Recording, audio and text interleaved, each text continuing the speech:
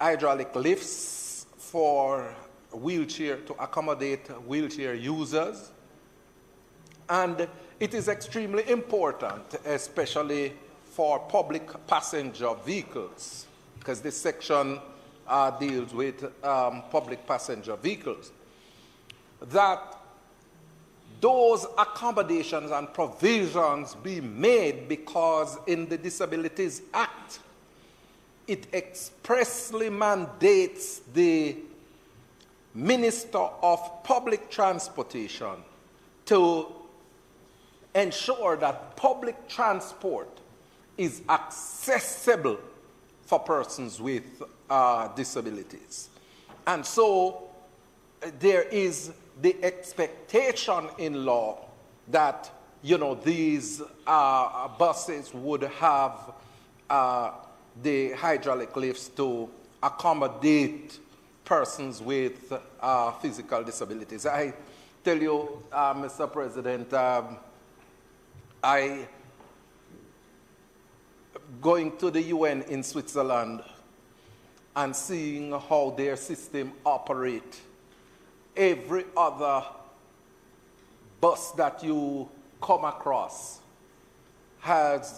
is equipped with hydraulic lift to accommodate persons with physical disabilities. And I think based on our Disabilities Act, the provisions are there for the accessibility to be provided.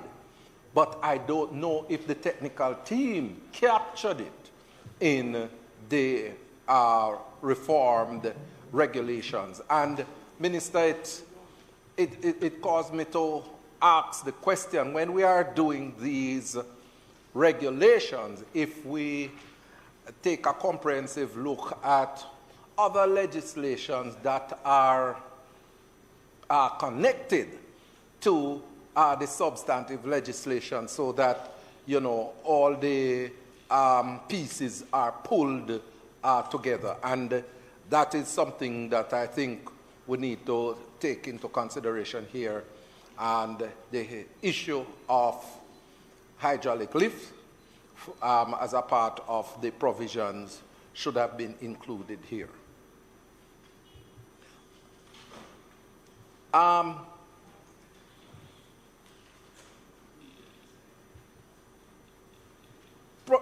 Prohibition against the parking of vehicles.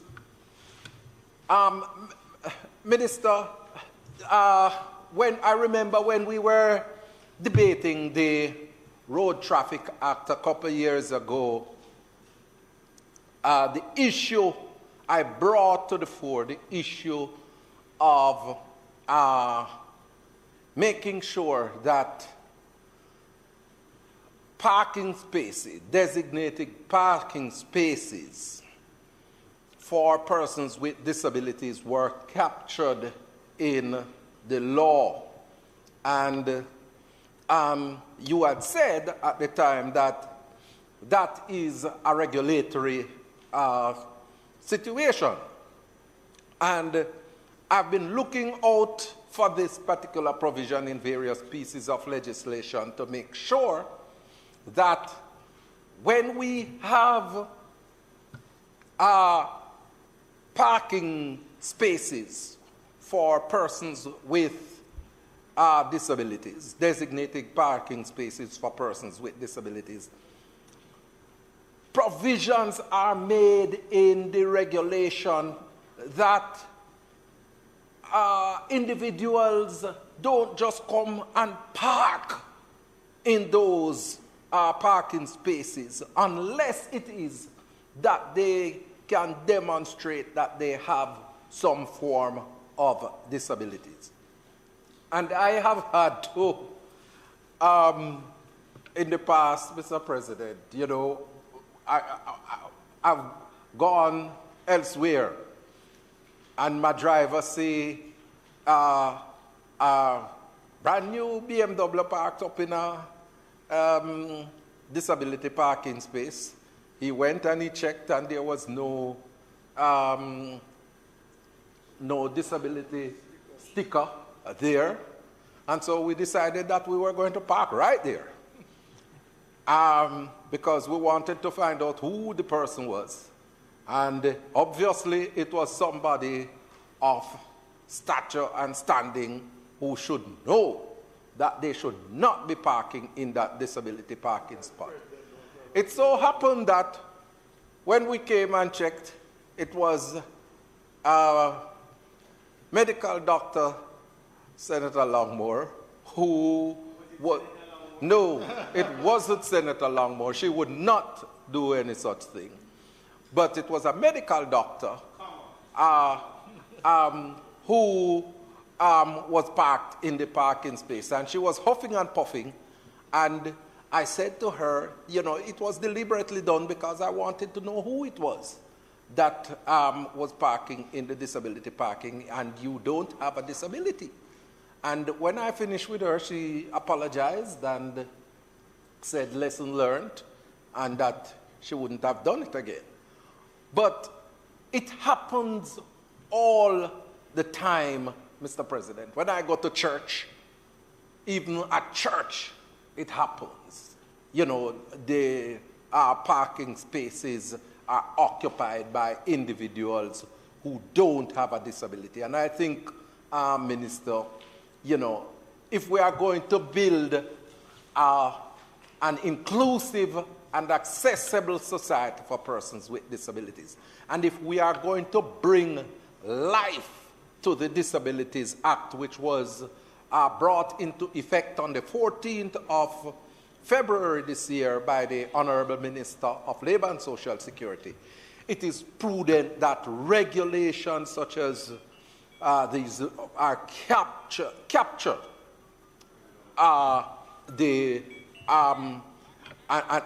and impose penalties for individuals who violate the designated parking spaces for persons with disabilities. I humbly suggest, Mr. President, that this is an oversight that needs to be addressed.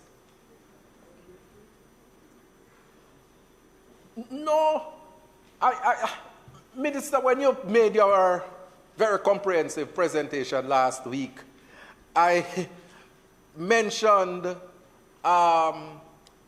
albeit sort of hush, that, you know, no provision or consideration is made for electric motor vehicles and the noise levels therein. These motor vehicles are extremely quiet. On one hand, the legislation makes provision for too much noise on our motor vehicles, but not too little noise, which the electric motor vehicles, they make very little noise. I remember about 2 years ago, a friend of my wife came to the house to visit, and she was driving a very nice, luxurious electric motor vehicle. She left the house after our conversation, and within a split second, I just left the table and was going upstairs and heard a knock on the door. And it's a lucky thing we don't chat people at our house. because if we did, she would have heard us. Because she forgot something at the house and I had to turn back. But I never heard when the vehicle drove up in the driveway. And I was, between the stairway and the door separates the driveway. And I never heard. And you know, we who are blind depend on our hearing for survival. And because we depend on our hearing for survival, you know, there's a level of sharpness in the hearing. And I never heard when the vehicle drove up, and, you know, I was talking to her about it, and she said that that is the nature of electric motor vehicles. And you can just imagine when we have a plethora of these motor vehicles on the road, with the lowering of the duties that have been provided to encourage electric motor vehicles, you can imagine the problem that it is going to pose for persons with visual disability. But I understand that there are devices that have been developed to ensure that, you know, there is a sound coming from those vehicles so that blind persons would be able to detect when that such vehicle is around. And I think that some provisions should be made in future regulations. Mr. President, the final point that I want to make is that when I look at the schedule, I think it's the last one that deals with a certificate. I saw a reference that internationally is recognized as offensive language to persons with disabilities, because it said something to the effect that persons suffering from a disability. Now, in terms of the languaging, we don't say suffering from a disability, because I am blind, but I am not suffering from blindness. I am not suffering from blindness in any stretch of the imagination. So the more appropriate language would be an individual who is experiencing a disability. And I think if these regulations, persons with disabilities were part of the review, then it would have avoided some of these shortcomings that I have identified. And I want to suggest, Madam Leader, that in future, when we're having these review of legislation / regulation, that we ensure, I'm not saying that it is not done, but we ensure that the views of persons with disabilities are solicited, and that the international mantra of persons with disabilities of nothing about us without us is fully observed. May it please you, Mr. President. Thank you, Senator Morris. Senator Gale, I'm to remind you that you are to remain within the 35 minutes prescription. Senator Morris didn't require the reminder, but I'm reminding you because trade unionists are notoriously long-winded.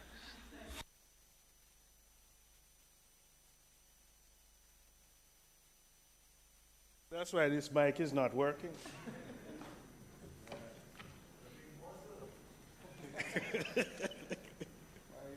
So President, I'm asking kindly if I.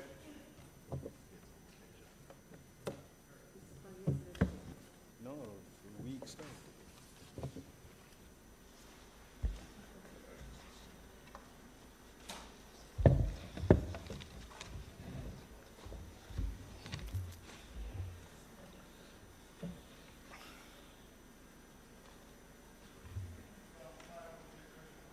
Mr. President, you know, this piece of regulation, Jamaica as a country has been impatient impatiently waiting for it. It has taken a long, winding road. In fact, the entire debate around the Road Traffic Act, I recall it would have started with a motion being tabled in Parliament, a joint select committee reviewing the legislation. The legislation had to go back to internal review, came back, was passed, and we're awaiting the regulations. And if you look at the size of the regulation, you would know that a lot of work was put into it. I want to commend the team from the Ministry of Transport and Mining, the AG department, the legal reform, all those groups who would have been consulted.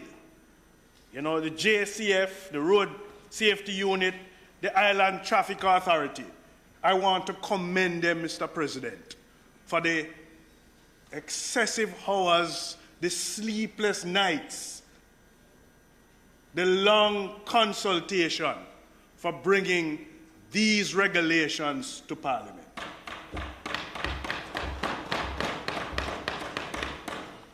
It's long overdue, sir.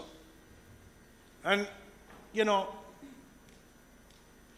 we are suffering as a country based on the indiscipline, the recklessness being demonstrated and displayed by some motorists. I woke up Sunday morning to a major accident in St. Anne between two buses. The week before, there were accidents. Many persons would have suffered. Many deaths would have taken place because of the indiscipline of motorists. Mr. President, this indiscipline must stop.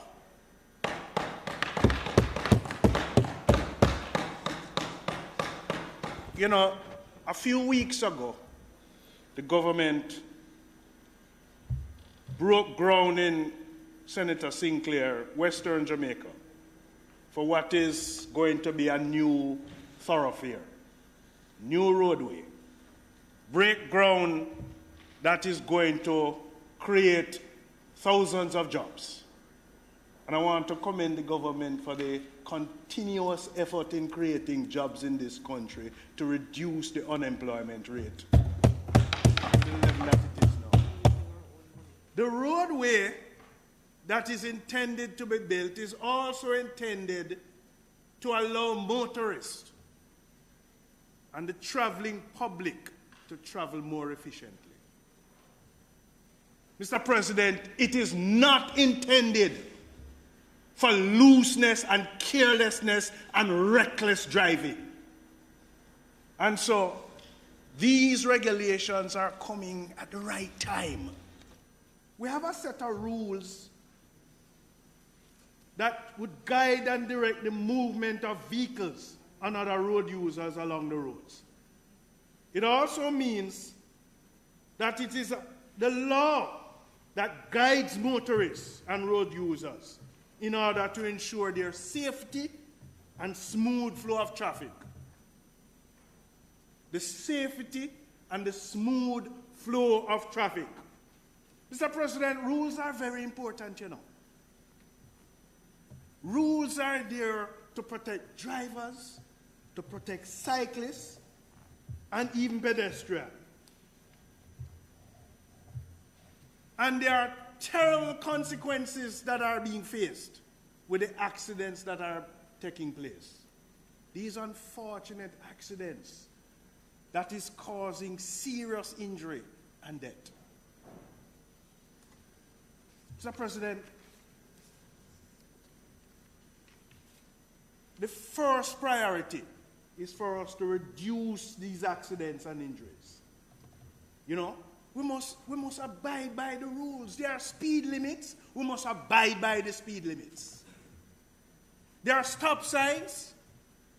We must pay attention to stop signs. We must give way where there are giveaway signs. What you see happening on the road is not only a sense of indiscipline, but a sense of impatience. A sense of impatience. You're at a traffic light waiting for the light to be changed. And as soon as the light changes, you hear people behind you blowing you. The level of impatience that takes place with our motorists.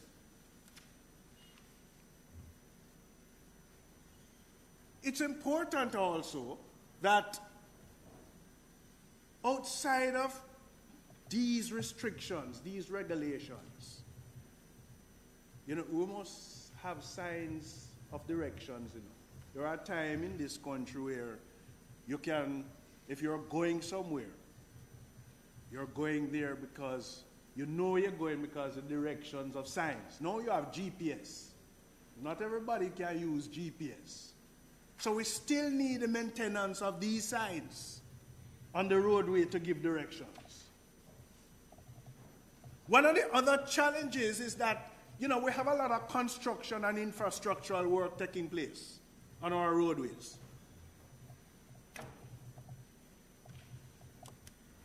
Sorry, this is disabling me, Floyd. You're suffering from a disability? Well, I'm not suffering from it, but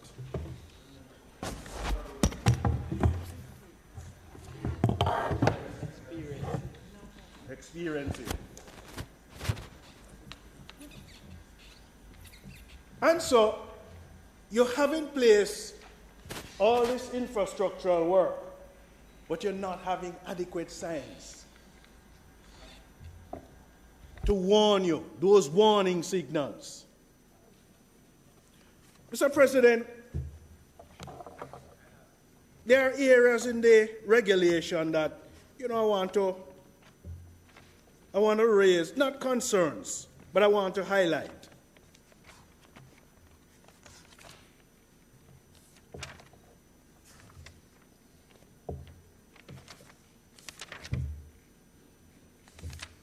I think it's section 5 that deals with the instructors.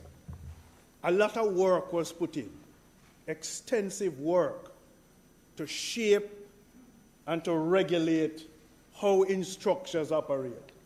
Not everybody can be not everyone can teach to drive. And so a lot of work was put in treating with this particular area, extensive work.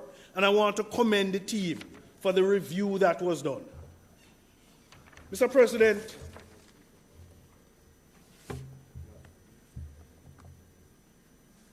Clause 237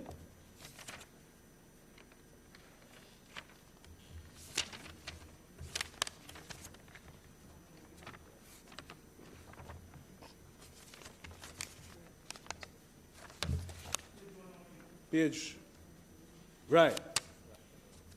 Electronic monitoring and surveillance. Now, I consider this an enhanced mechanism to support the capturing of these villains on the road, these reckless drivers. 238 speaks to the offenses detected by electronic enforcement device.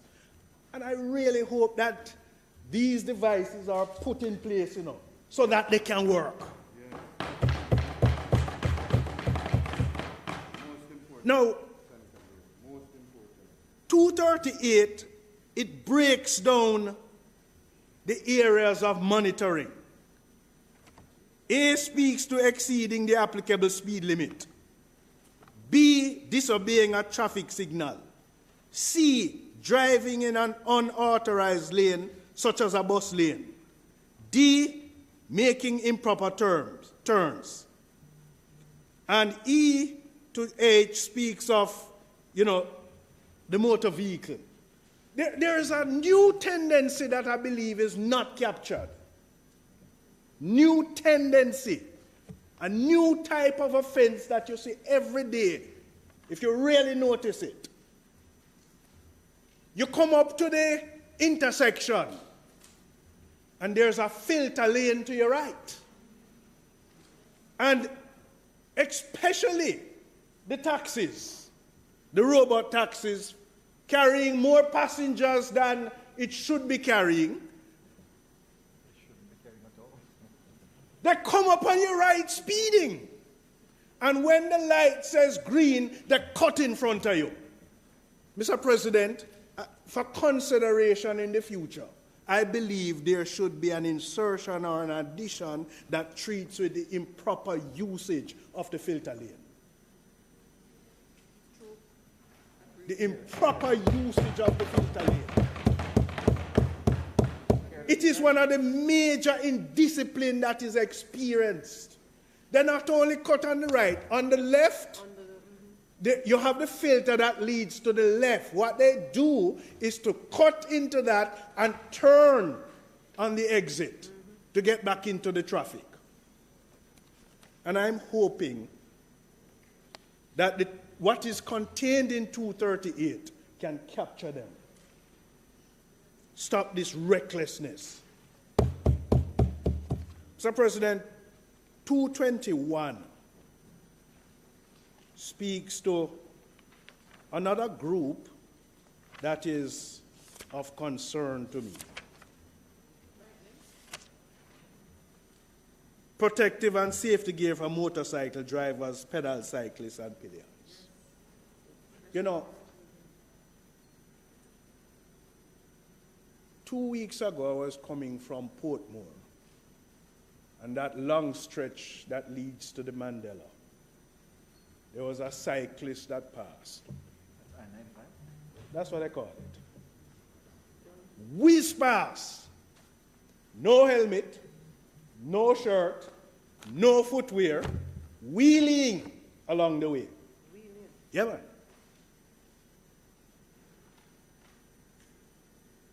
I ended up on the Washington Boulevard at an intersection. And I was in the left lane, and the same cyclist, the same thing hit my mirror.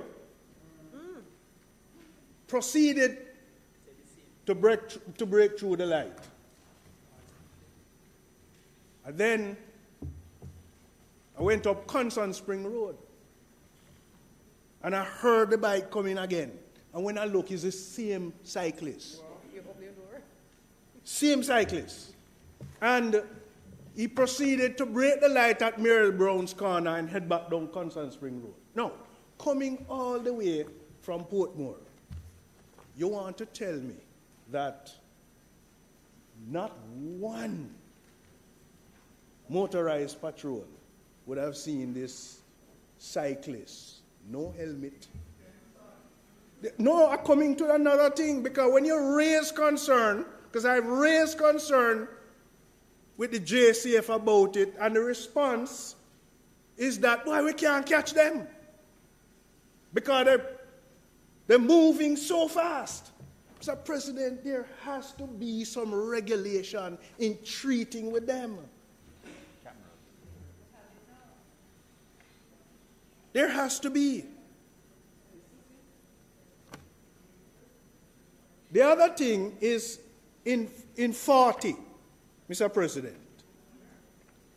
40, wheel projection.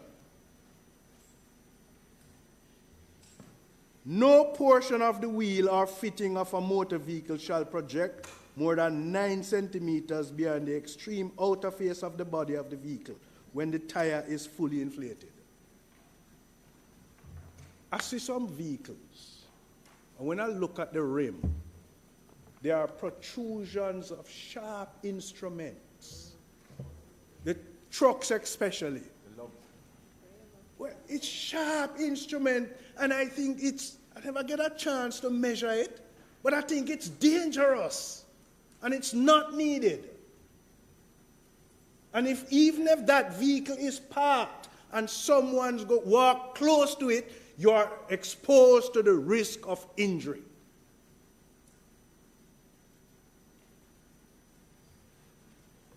President, we have these regulations. The call I'm making today is I'm calling for the use of this in regards to enforcement. The use of it in terms of enforcement. I'm also calling and supporting the push and the encouragement for the cyclists to wear the helmets. Wear the helmet. And if you're an employer and you employ cyclists, part of your rule is to insist that they wear helmet.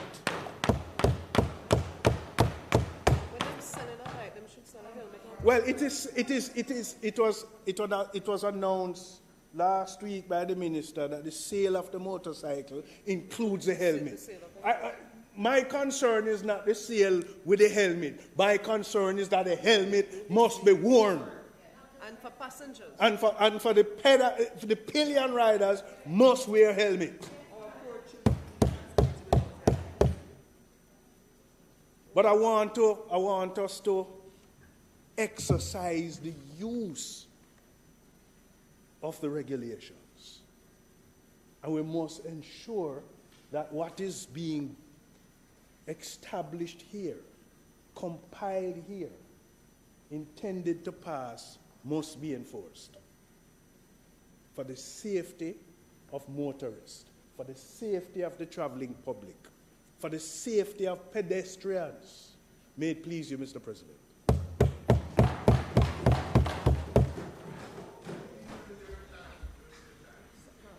Thank you very much, Senator Gale. Senator Brown. Thank you, Mr. President. And I must say that we have missed you. And so he can use all those days. Mr. President, I miss you all too. Along the way, like my colleague Senator Allen, the COVID visited on us, but we have, like President Biden, have overcome it, and we're here. And we're happy that we were fully vaccinated, though I can't say I was boosted. Mr. President, like Senator Gale, I know the delay in bringing the regulations. I can't say, Senator Gale, I'm commending anybody for bringing it now. Sunday, the tragic accident in St. Anne now count 4 fatalities.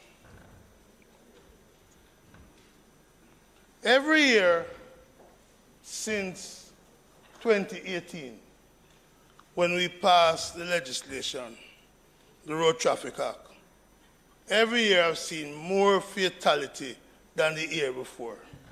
Clearly, we are continuing to go in the wrong direction. My condolences goes out to the families of those who died on Sunday and those who have died before in traffic accidents. Senator Brown, allow me just to say, I was going to mention it after, since you just mentioned it there, just to indicate to you that, in fact, in that accident, a member of the electoral office, Mr. Pommels, succumbed to injuries that he received in that accident. His name is Mr. Conrad Pommel, and in fact, 6 other members of staff of the Electoral Commission were injured. They were in fact going to work in St. James. Mr. Pommel was a person who was critical to the operation of the Commission, as he was someone who dealt with technology at the Commission. So I join with you in offering condolences to all the persons who met their demise or who were injured in that particular accident. But of course, I would crave your indulgence to speak specifically to Mr. Pommel's family and offer the condolences of the Senate and to the members of staff of the Electoral Commission who were on the job doing the work of the Electoral Commission. Senator Bunting, you remember Mr. Pommel? You refer to him as Tiny. Yeah, he died, you know, he died in that accident. Yes, so it's a dreadful tragedy for us as a commission, and I'm sure on behalf of the Senate and members of the staff, offer the condolences to the Electoral Commission, and of course to the other persons who died in that tragic accident. Thank you. I'm sorry to have interrupted you, Senator. No, that's fine, President. We all share the same thing. The pressure, the burden, the suffering that the families go through in circumstances like these. And so I'm happy to I'll take that interruption. I hope it's the only interruption in my 35 minutes. I'm happy to take that interruption because we're tired of the death on the road. Somebody like Lucian Jones, who is the conscience of the nation, he cries almost every time. He laments the delay in bringing these regulations. And I hope sincerely that these regulations are going to make the difference. I well recall when we debated the Act in December 2018 in this chamber. My colleague, Senator Skeffrey, was here, and he too has connected, like Bunting before, with the Electoral Commission, and I'm sure he would be sending his own condolences, and he will express it, I'm sure, in that appropriate body. Senator K.D. Knight was here. We asked for some time, but the government was in a rush to bring the legislation into place. And they told us then, President, that within 3 months of December 2018, the legislation would be in place. So we couldn't delay for a week. The mayor had to stop. I remember that grand speech. But instead, in fact, we were told that the draft regulation, Senator Gill, if I quote the Gleaner correctly, the draft regulations are almost complete. That's December 2018.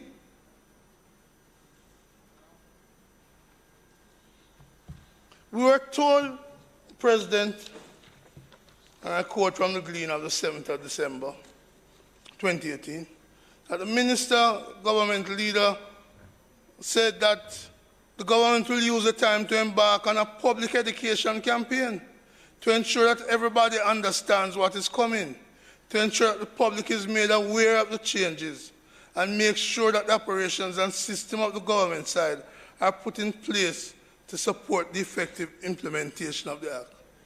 What caused this failure on the part of the government to have brought these regulations earlier?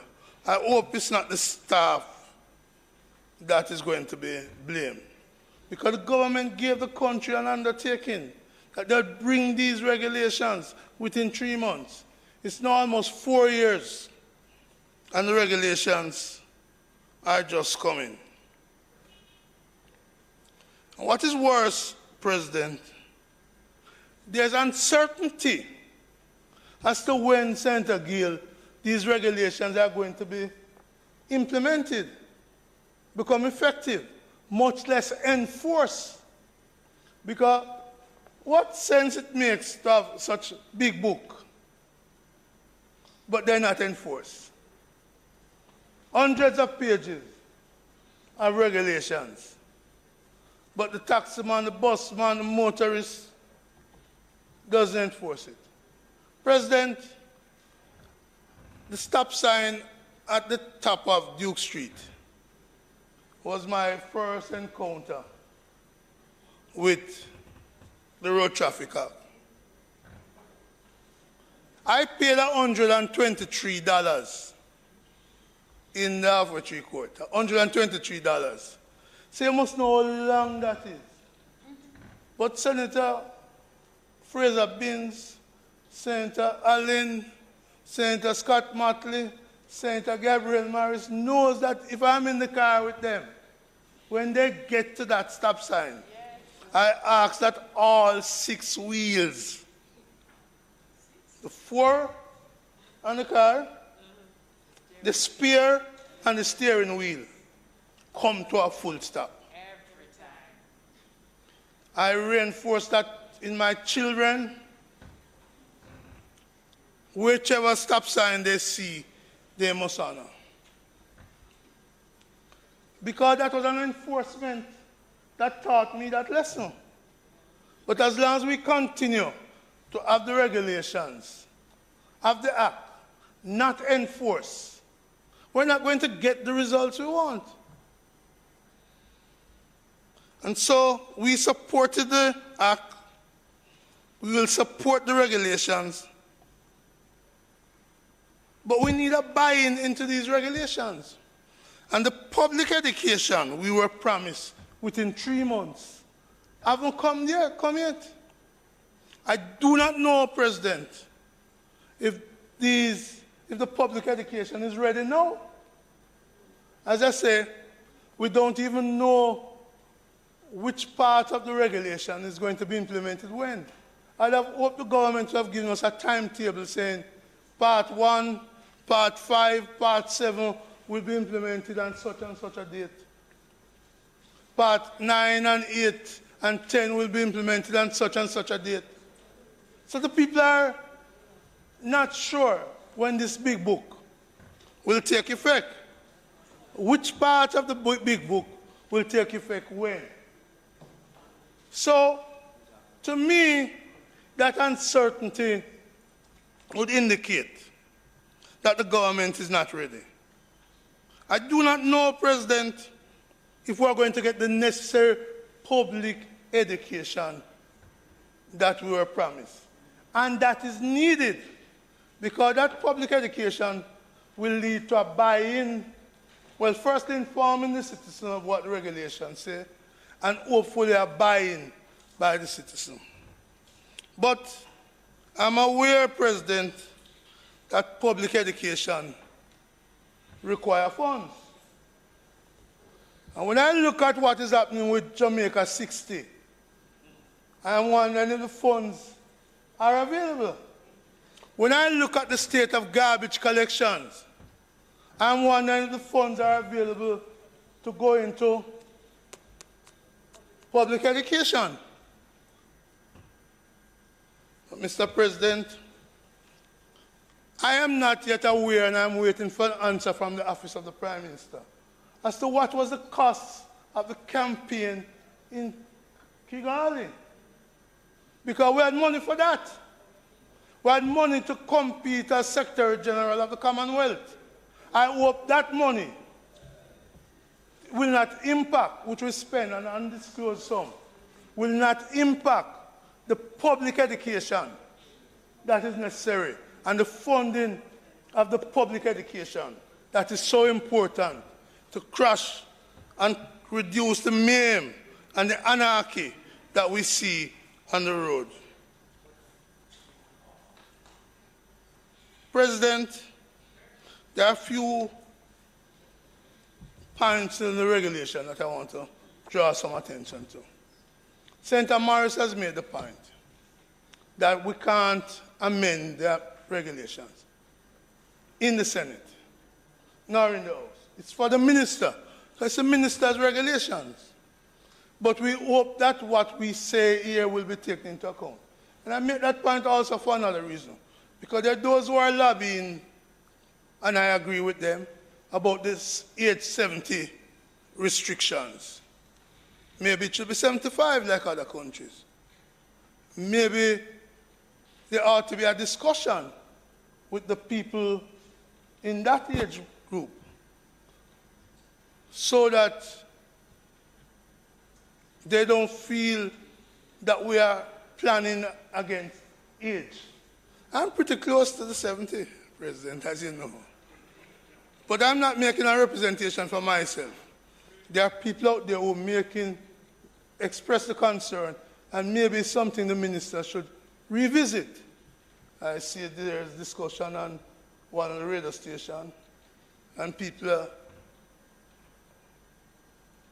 should be given an opportunity in the public education to address that, even though that's not specifically in the regulation, but that sailed away in the Act in 2018. But last week we were amending the Act. So we should consider the concerns being raised, and if need be, to amend the Act in respect to the age and the impact of people coming to age 70 and requiring more frequent tests and restrictions. Here in the bill that came up a couple of times in the regulation that is of concern to me is the power of the minister to make orders. In clause 234, I think that deals with speeding. 234 deals with speed. 235 deals with 235 I believe deals with breathalyzer, and 237 deals with the electronic monitoring, and I'll say a little more about the electronic monitoring. President, when you look at the sections, there's in some cases a D and an F which says any other equipment approved by order by the minister. So the minister can just, by order, says, I'm going to use X equipment without coming to the parliament. The legislation as it is now, the regulation says, it specifies the equipment that should be used in speeding, in measuring speed, in measuring the breath, and in dealing with the electronic equipment. However, it gives this excuse where the minister can, by order, as it says in 234, any other equipment approved by order by the minister. In 237, in 235, 230, that's 234, and we say 235. Yes, it says, it outline it, and then it says at 235 1C, any other equipment approved by order by the minister. It does the same in 237 1D. If Senator Campbell, and there are 2 over there, yeah, 3, also plenty. If the parliament, right now police can't go and use one that is not named here. Otherwise, that's just not, it's a nullity.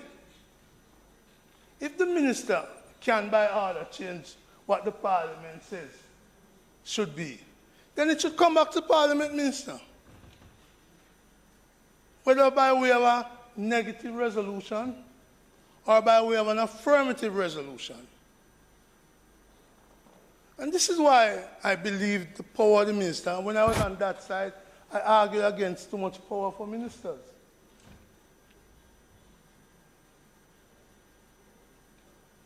It should come back to the parliament, since the parliament says what can be used now. And there are a couple of reasons why I share this view, President. When I see how we handle the second-hand vehicles for the police, something that Senator Bunting described as the mother of all bandulos, I am weary of giving these powers to make orders on matters like these, expensive issues, to ministers without oversight of the Parliament.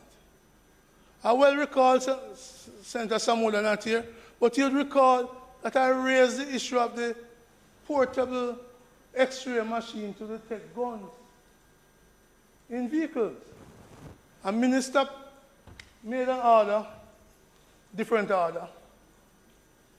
Or certainly the ministry made an order for some. It turned out that the specifications were wrong, too heavily radioactive, money, taxpayers' money was paid. This is the third time that you have digressed from the subject before, and I've allowed you a certain latitude. Please deal with the regulations that are. But that's what I'm dealing with. No, you're not. President, I'm explaining why I do not support this clause. When Senator Gale spoke about road and work being created by government and coming in the government, well, this is a build-up to it. I'm just saying that you have digressed on three occasions. President, I am saying I do not support the power of the minister to make order. You have digressed on three occasions, and I have allowed you a certain amount of latitude. Just stick to the regulations. That's what I'm doing. You are not. President. Mr. Gale, I don't need any assistance here, you know. President, I do not support 237D, 1D. I do not support 234, 1F. And I do not support, it's true, and I do not support 235, 1C. Because I believe it gives too much power to ministers, where history has shown that ministers have acted contrary to the best interests of the taxpayers. I cite two examples. I don't need to dwell on it beyond that. But it's connected to the regulations. And I'm not going to be shaken from putting my views. So I do not support these, and I ask that any order made by the minister to change the equipment be brought back to the Parliament. Parliament must have oversight over the executive as a fundamental principle of our democracy. And I believe, therefore, we should not leave it up. President, at 239, it speaks to, that's page 108, 239.1.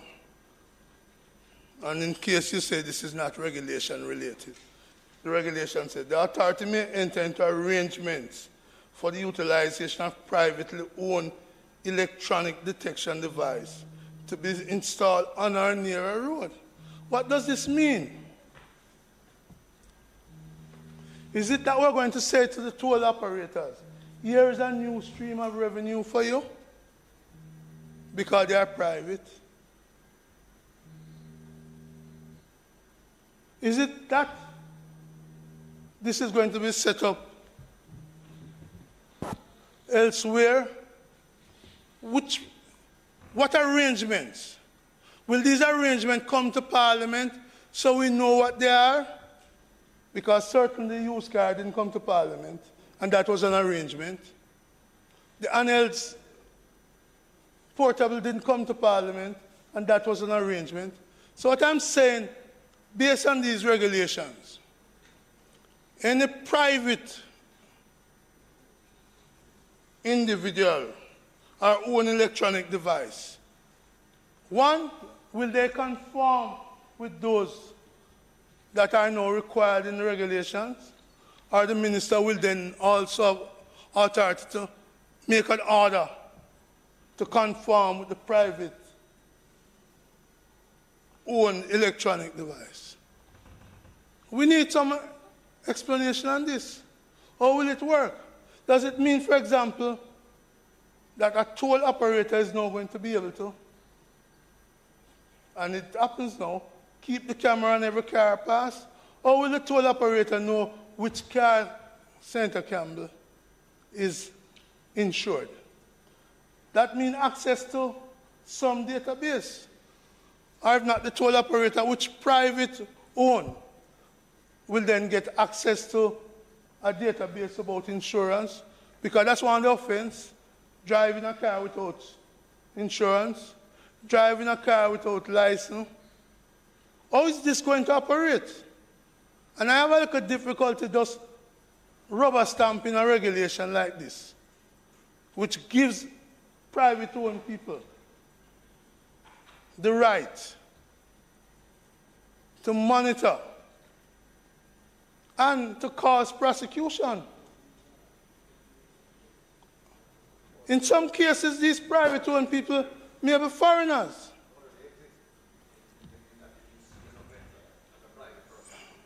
In this case, some of these are foreigners. Are we going to be allowing these foreign people to be able to access all of this data? So any such arrangement, I contend, President, should come to the Parliament. In other words, the Parliament must have oversight of these things. It can't be left up to ministers. Ministers have made so many errors of judgment on all sides. Don't come tell me. All sides have made so many errors of judgment that could have been cured by public debate in the Parliament. And so I make those things. Final one, President. The regulations require that you must have your vehicle certified every year. The transport people, Island Transport Authority, I say you must now do this online. So recently a friend of mine told me that he sought to register, to do online. Sorry? To book and pay for an appointment online. But in so doing, an error was made. Instead of citing the vehicle as a private vehicle, it was cited as a commercial vehicle. When he went to the depot, he was told it was an error. He said, can I change it? And says, no, can't change it. Can I get a refund? The answer is no. So, Senator Abraham, once upon a time I would call it highway robbery, but now I have to call it online robbery. It cannot be for the state to benefit from a mistake like that. This is an administrative issue, and I'm calling on the Island Transport Authority to fix it so the Jamaican citizens are not end up in a position where they're calling a government a chopper government. Because that sounds like a scam. Because an error is made. Certainly in a private sector business, if I made an error like that, we'd all be saying, refund the person. But our government can't set the lead in taking people money for doing nothing, although that's the norm, it seems, sometimes. So, I'm asking you, Minister, and I'm glad you are here with us still, that God has been good to all of us in not wanting to leave our country yet. That I ask that this administrative issue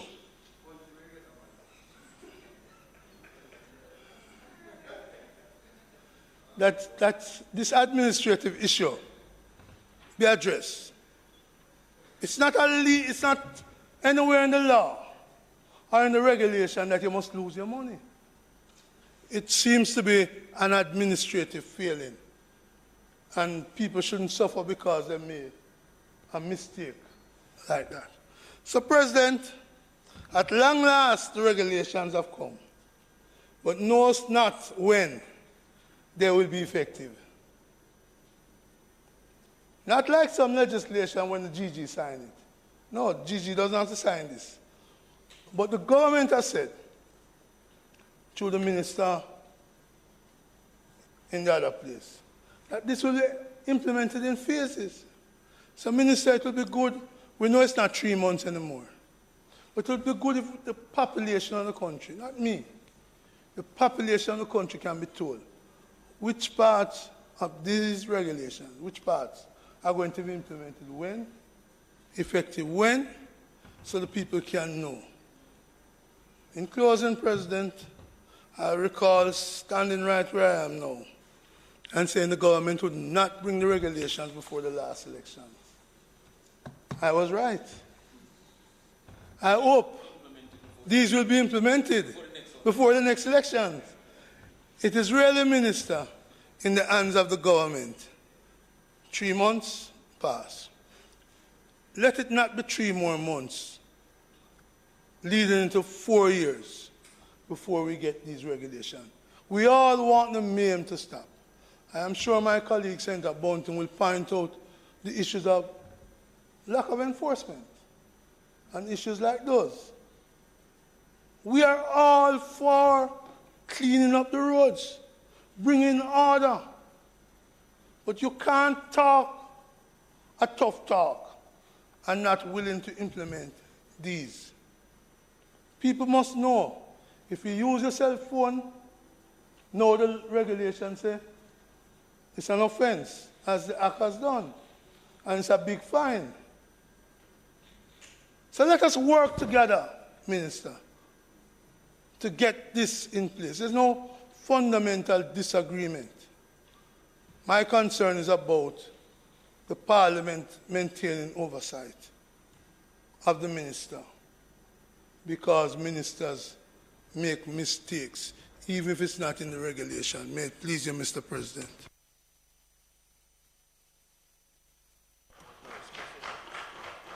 Thank you very much, Senator Brown. Senator Webby.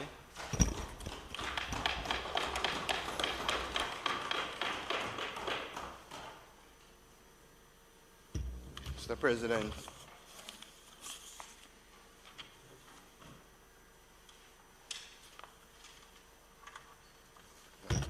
thank you very much. Thanks, Alan. Mr. President, colleagues, good morning. Mr. President, I must confess that I'm a little bit hurt that when I stood, you did not caution me in terms of my time. No, because I looked very closely at your speech and noticed that that could never take over 35 minutes to deliver. I noted it. I think I'm going to surprise you this morning. Anyway, morning again, everyone. Morning to my fellow senators. Mr. President, I rise to contribute to the debate on the Road Traffic Regulations 2022. And let me start off by saying I wholeheartedly support these regulations. As said before by all of my colleagues, it has taken a very long time for the regulations to get to this stage.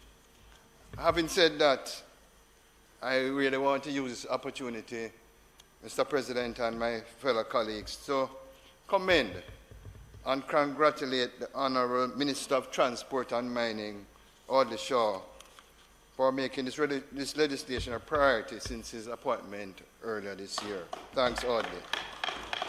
And he has been on record, and I think there's an article in today's newspaper where he's really focusing on trying to remove the indiscipline on our roads. I think that when these regulations are passed, colleagues, it will go a long way in restoring law and order on our nation's road.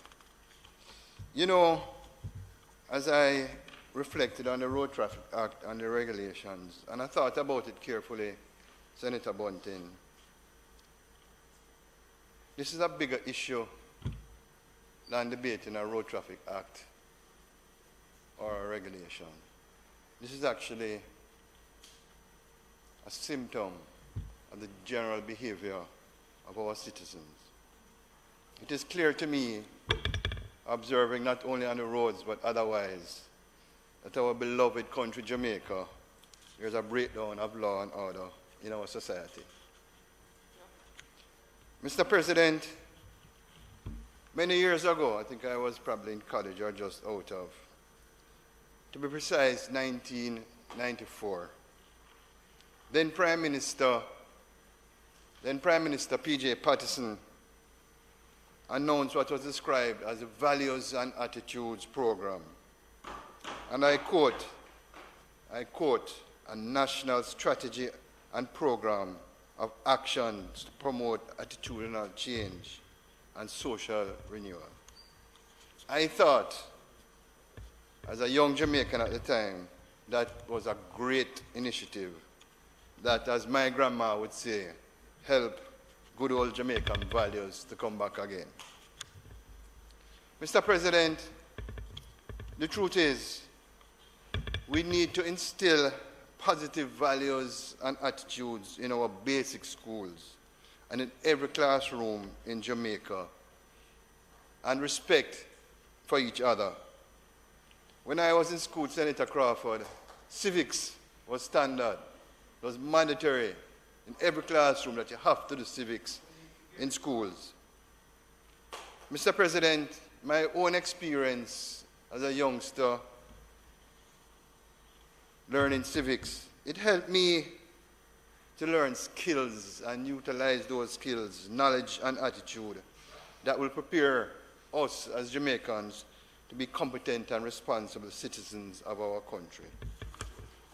It is my opinion that civics needs to be reintroduced as a part of the school curriculum to indicate the characteristics of good citizenship in our society. Everybody has said it that has contributed to this debate. Daily, I observe the disgraceful behavior of some road users, the blatant disregards for stop signs, pedestrian crossings, and speed limits. And what is very concerning, Mr. President and colleagues, it is almost becoming the norm. Can you imagine that? It is almost becoming the norm to see cars breaking the stop signs and speeding. What a sad state of affairs. Mr. President, what I find amazing too is that drivers with heavily tinted windows in contravention of the law, and when you look at the news and the crime scenes, a lot of these vehicles are the same one with the heavily tinted vehicles. What an amazing state of affairs. Chairman, Sir President, a breakdown in common courtesies when using the road reflects the current state of the moral fabric of our society. The indiscipline and selfishness that has resulted in loss of lives. It has caused great grief and pain for many Jamaicans who have lost loved ones in circumstances that could have been avoided. What struck me, Mr. President and colleagues, when the debate on the regulations last week by Senator Johnson Smith, who gave a really, really good presentation. Congratulations, leader. And she referred to, with her own emotions, of the several headlines on the road accidents. And in preparing my presentation within a week, there are so much more. There are so much more within a week. 12-year-old dies in Trelawney, motor vehicle crash, July 26, 2022. Another victim succumbs following a two-bus collision in St. Anne. And Chairman, President, may I use this opportunity to express my own condolences to the EOJ on that horrific accident. Man killed in Mandela Highway crash identified July 28, Jamaica Gleaner.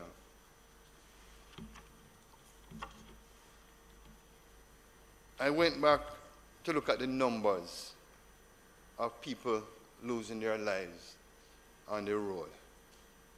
Senator Bunting, 483 persons lost their lives in motor vehicle accidents in 2021. In 2020, 412 persons lost their lives. And in 2019, 438 Jamaicans were killed in accidents. You know, apart from the loss of lives, the economic cost of vehicle crashes is significant, and I'll expand on that a little bit. In doing further research in terms of the economic impact, if you look at a study done by the World Health Organization, they estimate that road traffic crashes cost most countries 3% of the gross domestic product. And if I were to get Senator Gill, for Jamaica, I think it would have been, it is higher. An industry that I'm involved in, I asked the industry heads just to give me an idea of some of the costs. Senator Brown, you know, data is important, as you always say. Listen to these numbers, colleagues, and sometimes when you put it on paper, it's kind of astonishing. In 2021, the insurance industry incurred 14 billion Jamaican dollars of motor claims, a 10% increase in 2020.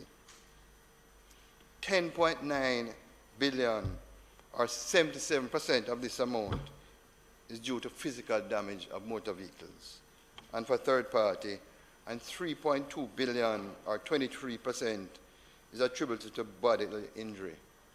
That 23% is significant. Can you imagine, Senator Sinclair, the stress that has put on our hospital systems? When without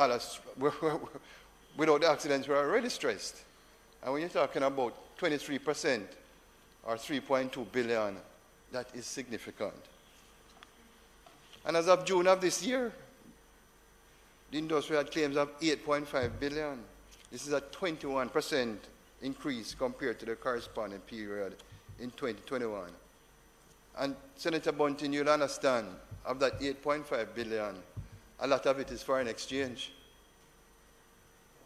Most of it, a scarce commodity that we have already. And you're talking about 8.5 billion, reinsurance and buying the parts to come in. So, Mr. President, it is clear that it cannot be business as usual.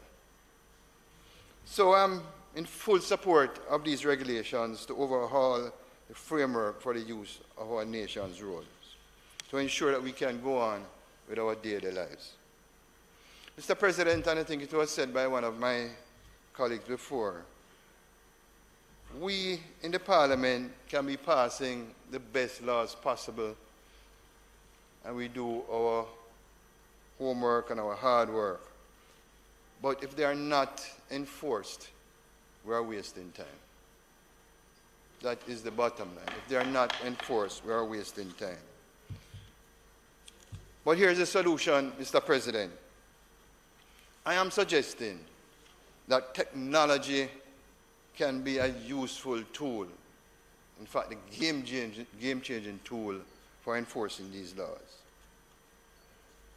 I read an interesting article, Senator Fraser Binns, and there's a phrase that I found quite amusing coming from our culture. And it's actually an IDB article that was posted on their website.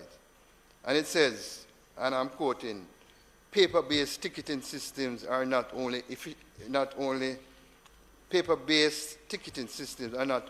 inefficient, paper-based, which we are using now, but they represent an opportunity for point-of-service corruption. I found that phrase, point-of-service corruption, very interesting. Mr. President, I believe the use of technology, as I said before, can create efficiency and effectiveness in traffic enforcement while easing the strain on the security forces and the justice system. Other benefits are an increase in revenue collection and the promotion of transparency by reducing opportunities for corruption. You know, a study by the London School of Economics and Political Science over the period 1992 to 2016 found that speed cameras, Senator Campbell, reduced accidents by between 17 and 39%, and fatalities between 58 to 68% within 500 meters of the cameras. So we're on to something here in terms of data. In countries like the United States and the United Kingdom, traffic cameras are basically located, as most of us would know, at every major traffic signal to detect offenses, and tickets are issued automatically at that stage. I believe that we have a great opportunity to expand the use of the Jamaica Eye in a strategic way that we can replicate what is done in the first world. to help restore law and order in our society, to apprehend lawbreakers. The most significant initiative for me, certainly, is the Traffic Ticketing Management System, TTMS, which is an e-ticketing system which was piloted in December 2021 and, by all reports, has shown signs of success. I stand here today and say that if we execute TTMS well, it's going to be a game changer for the Jamaican society. I really believe that. My understanding is that the software was developed through a joint effort, which is very heartwarming, of eGov Jamaica, the Ministry of National Security, the Jamaica Constabulary Force Technology Branch, and Public Safety and Traffic Enforcement Branch. I really want to congratulate the government on this initiative.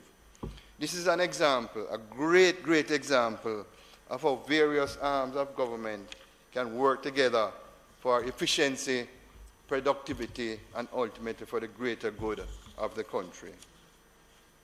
We must be realistic, colleagues and President, about the capabilities of the Jamaica Constabulary Force, because they have limited resources. We just simply don't have enough police officers to be at every stoplight and intersection. That is why I'm so big on the use of technology to help us through this crisis. The traffic cameras and other electronic devices must be priority one. We need a data-driven traffic law enforcement system. So we look at what offenses are most prevalent across the island and then deploy technology for the detection and prosecution of these offenses. Lawbreakers must be convinced. Let me say this again. Lawbreakers must be convinced that if they commit the crime, they will be apprehended and punished.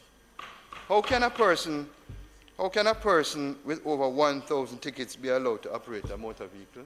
That's a question.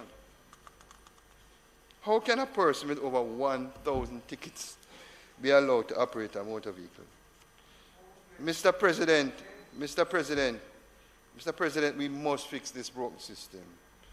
My understanding is that all traffic tickets issued with the devices that support the traffic ticketing management system will be instantly uploaded to the centralized database that is accessible by the JCF, the traffic courts, and all government agencies that depend on accurate, timely traffic information to fulfill their mandates. What is also great is that the tickets will be available on payment online with a short time frame. Senator Brown, when you are introducing a new system, you're going to have your challenges. You're going to have some teething pains. What is important, and I think that's where you were going, is that when you pick up these challenges or issues, that they are quickly resolved. And I have no argument with that.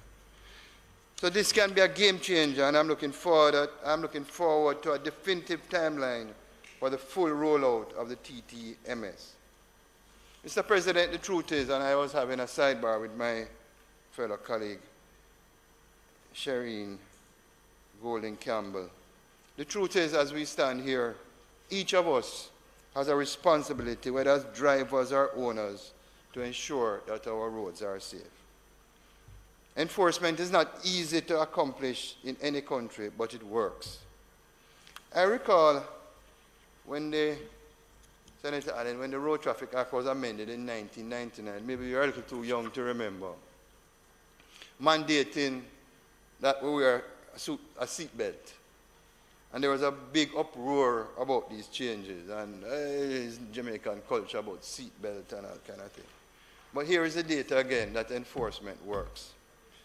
Just before the study, just prior to 1999, a study was done in 1996 which showed that only 21.1% of private motor vehicle drivers wore a seatbelt and 13.6% of front seat passengers voluntarily wore seatbelts.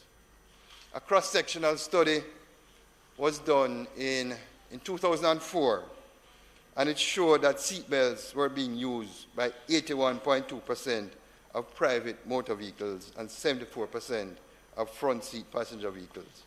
So that figure, since the law was introduced, moved from 21.1% to 81.2%. And that study was done in 2004. I would submit to this Honourable House that that figure is significantly higher now. So this issue about culture and Jamaica, and if we have a system of enforcement, we will get alignment. So in my mind, Mr. President, this is a positive indication that sustained enforcement will reap success, and mindsets can change and will change. What we witnessed here was a cultural, in my mind, Senator Crawford, basically a cultural transformation. And I'm sure these figures, as I said before, are high. As I stand here, and I've done a lot of research on the regulation and the Traffic Act, I feel very confident, Mr. President, that properly enforced on the use of technology, this will go a far way in restoring law and order in our beloved country. Before I sit, let me say, Mr. President and colleagues, we must continue to work together as a nation, and we will see the well-needed change in road user behavior. I thank you, Mr. President.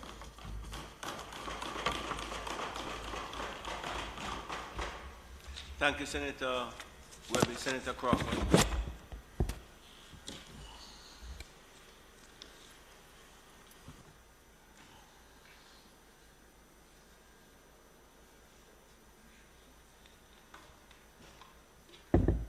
Thank you.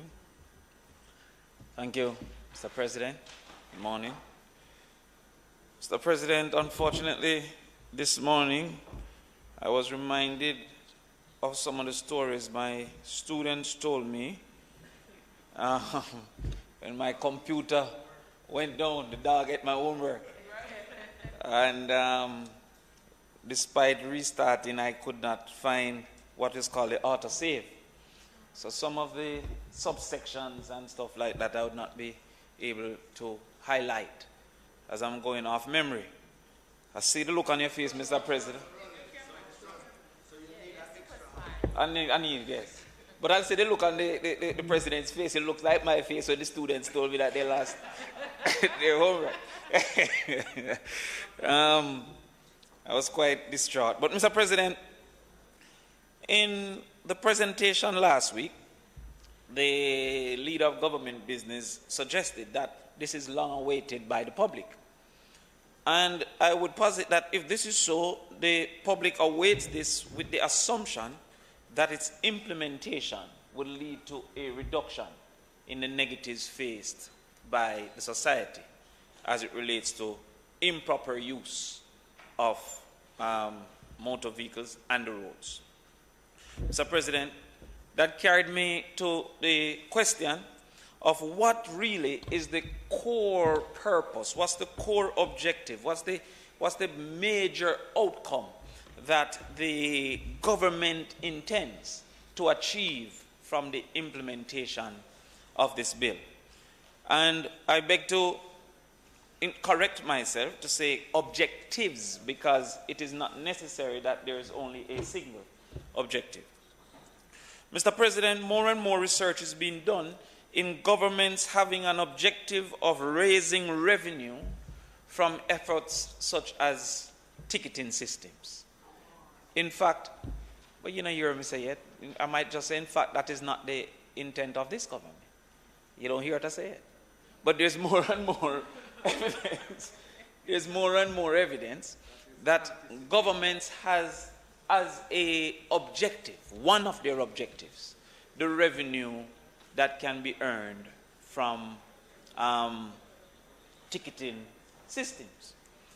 In fact, last year, the Economic and Social Survey of Jamaica suggested that in 2021, the government of Jamaica raised $968 million from issuing 476,879 tickets. Now, what I'm saying, Mr. President, is that no government should allow itself to be dependent on the funds raised from deterrent activities, because that may hinder the motive for implementation. I'm not suggesting that this is the case with this government. I'm trying to highlight the risk of being dependent on this $1 billion.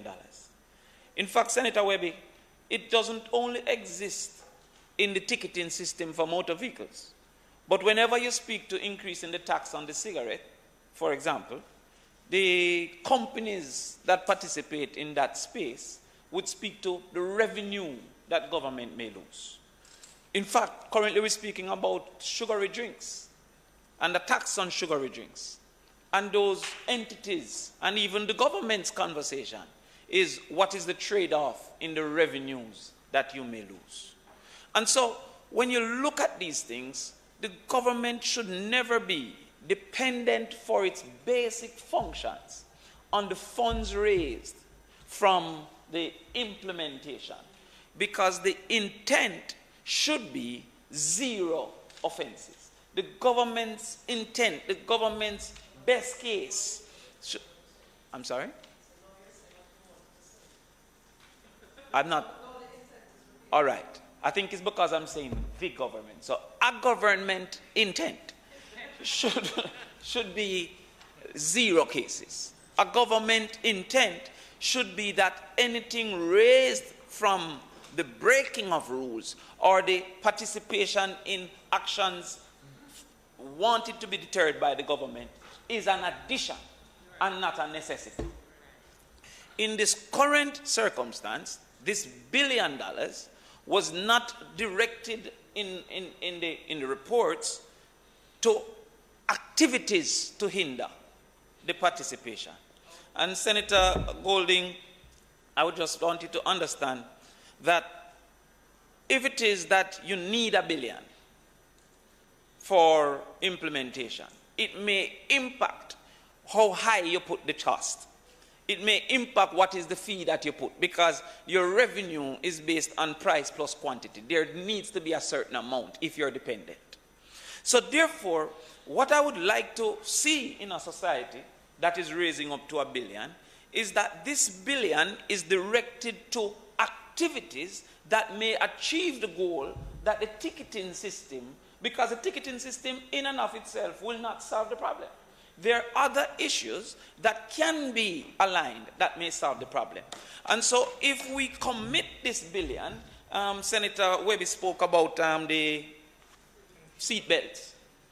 And I would put it to you that an additional reason for this increase is the greater awareness that the society have about life-saving impacts of seat belts. And so therefore more, and one of the things is we are now benefiting from other people's spend, like the United States watching cable, and we see their communication, and internet, and more deaths and lives saved, and more information. And so therefore the promotion of proper road usage becomes a benefit as well as the law itself. In fact, many of us, even without the fear of being caught, now put on our seatbelt and tell our children to put on the seatbelt, not for the ticket, but for the life-saving that we have now perceived to be a part of our consciousness. But what are the things we want? I would like to propose, sir, and one of the reasons we're debating this is because there are fines. And so therefore the conversation around the fines and the revenues raised on the fines is very important, because it is one of the reasons it is before us today. Is that we have negated, and Senator Webby alluded to it, civics was in school, Senator Webby. That is true.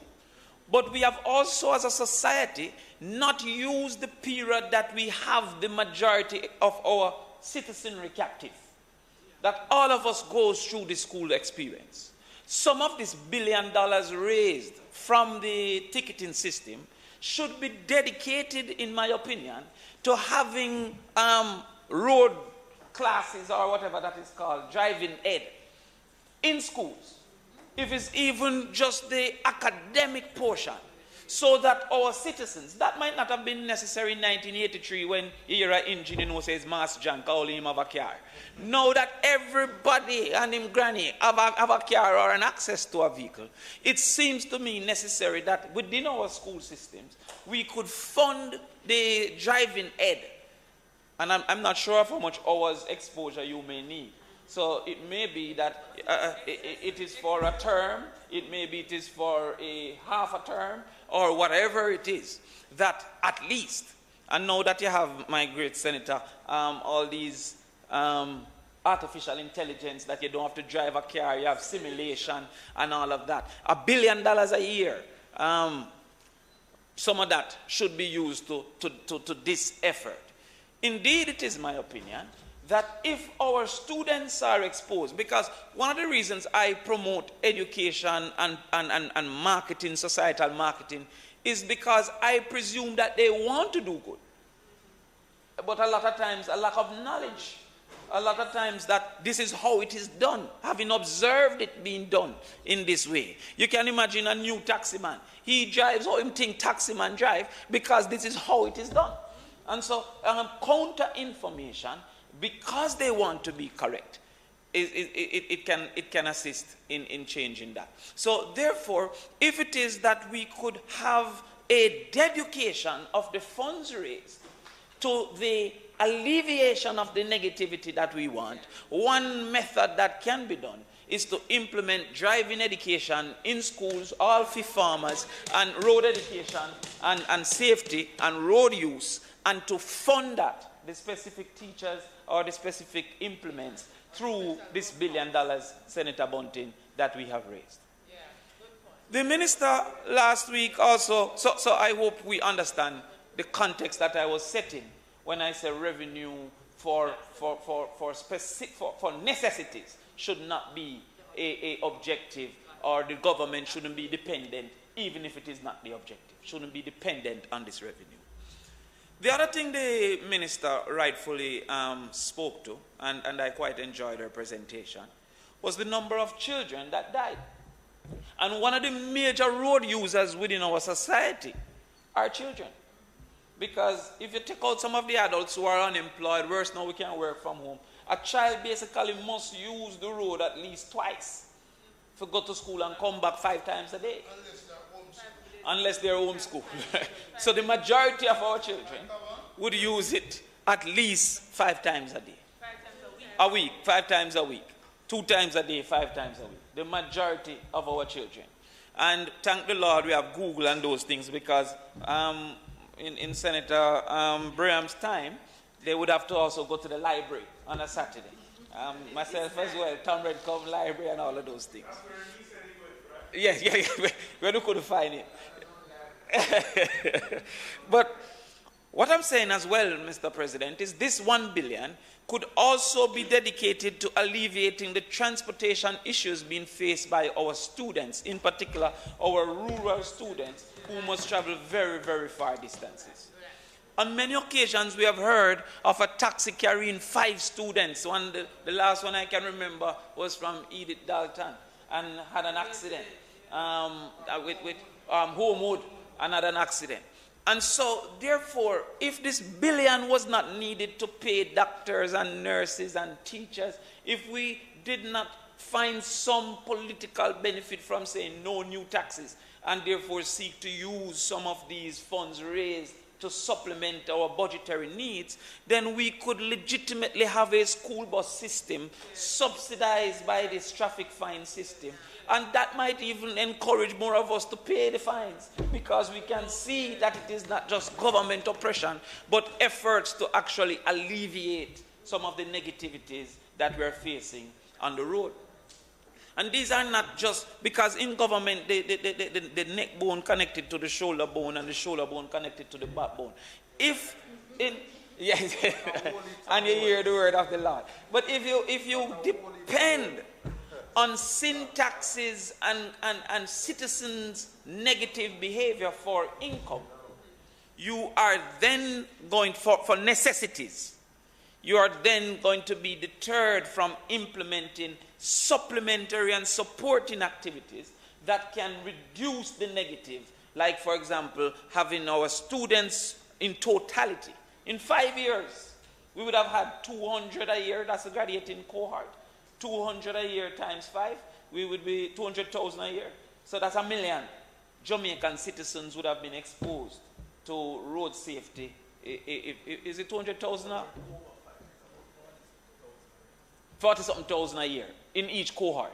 Okay, so it's 200,000 in total is at the school. So in 5 years, if we do 1 year group, fifth form only, we would have had 40,000 Jamaicans who have been exposed. So you got 200,000 Jamaicans who have been exposed 5 times 40,000 to driving education, road safety, and road usage. And being what they call a going concern, the country not ending anytime soon. Imagine in 20 years what we would have in road usage and road operations and stuff like that. If we can separate our students so that they can take the school bus or whatever transportation system, especially the rural ones that might have 4 or 5 different stops to make or taxis to take. Senator Bunting, I experienced that area in St. Thomas recently that said they must take 2 taxis. 1 big bus in the morning and then another taxi to get to school in St. Thomas, coming from St. Thomas. The way that you access this area in St. Thomas was to drive through the hills of St. Andrew and then go to, so no high school was in that vicinity. They had to now leave out. And so that exposure was a problem. So I am suggesting once again that we use some of this 1 billion and dedicate it to the promotion of safety and what is safe and the risk, on the driver's education in schools, and on the school bus system for our students. As well, Mr. President, within the bill itself, I saw some things that I found to be great concern, one of which is a focus regulations on age. One of the things with the focus on age was that I saw where there was a section to say that a person 70 and over would need to provide a medical certificate every 3 years. However, despite the research that I did, I saw no reason to perceive that a 70-year-old was a higher risk. There was no greater accident outcome from a 70-year-old. So therefore, even if we perceive that a 70-year-old is more likely to be ill, there was no outcome that suggests that we should make it different for a 70-year-old to get a license. Whether it is because most of them were not getting a license, or whether it is because they drive more careful, Mr. President, there was not a evidence or a circumstance to say that a 70-year-old was a higher risk and by extension needed greater intervention. There was nothing to suggest that, Senator Gale. And so, therefore, if there is no greater accident outcome for the 50 or the 60 or the 70 or the 80-year-old, why is it that you are making it a requirement, a line of resistance for a person that you don't see an outcome? Senator Braham, I don't see why that was so. It is a presumption of ill health that was unnecessary.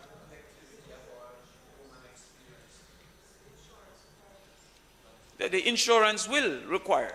However, we have now implemented it to say to get a license, you must also have it. And over our collective experience, we have not seen additional, we have not seen additional accidents caused by 70-year-olds, right? So it seemed to me that if they have eye problem or if they have whatever we feel a 70-year-old more likely have, they have taken efforts to correct that on their own. And so, well, yes, well, and I'm saying to you, Senator Braham, that to seek to correct an ill that doesn't exist and that impacts all the others. There's another age thing that I saw within it, where to be a driving instructor, you had to be at least 24. Why? Why would you have to be at least 24? You can have to have 2 years experience, which is in there. You can have to have exposure to training, which is in there. But what is the difference between a 25-year-old and a 24-year-old if the two of us went to school? And what's the... Sorry?